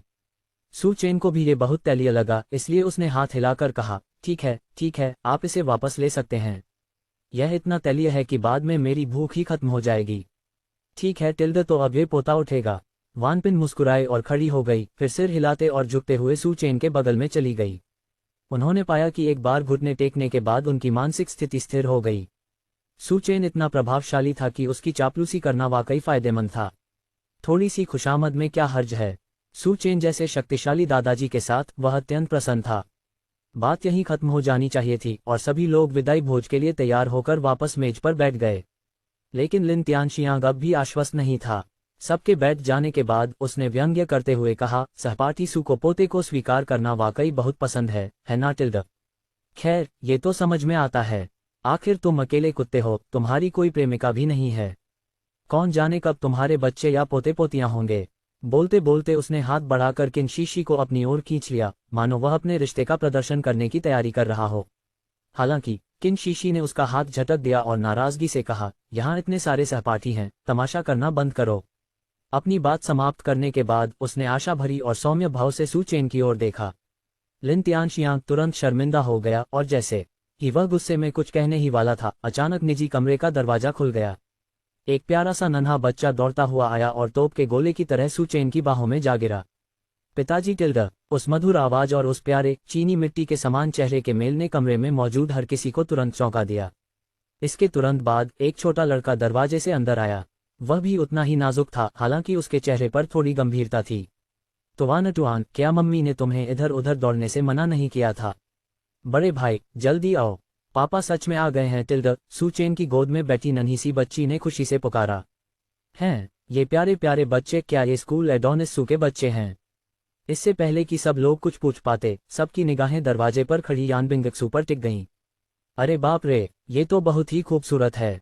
मनोरंजन जगत की शीर्ष गायिकाएं और अभिनेत्रियां भी उनके सामने कहीं नहीं ठहरती। वह बेहद खूबसूरत है और उनमें एक दबंग सीईओ की झलक है। ये महिला कौन है? वह खूबसूरत भी है और साहसी भी। यान बिंगक्सू के सामने कमरे में मौजूद सभी महिला सहपाठी अदृश्य रूप से कमतर और पूरी तरह से फीकी पड़ गईं, यहाँ तक कि कक्षा की सबसे खूबसूरत छात्रा भी। किनशीशी भी अपवाद नहीं थी। बस दोस्तों, आज का एपिसोड यहीं तक। अगर कहानी मज़ेदार लगी हो तो लाइक और फिक्शन ऑडियो हब को सब्सक्राइब के साथ थोड़ा टेलीग्राम ग्रुप ज्वाइन करें, वहां आपको सबसे पहले एपिसोड अपडेट्स मिलेंगी।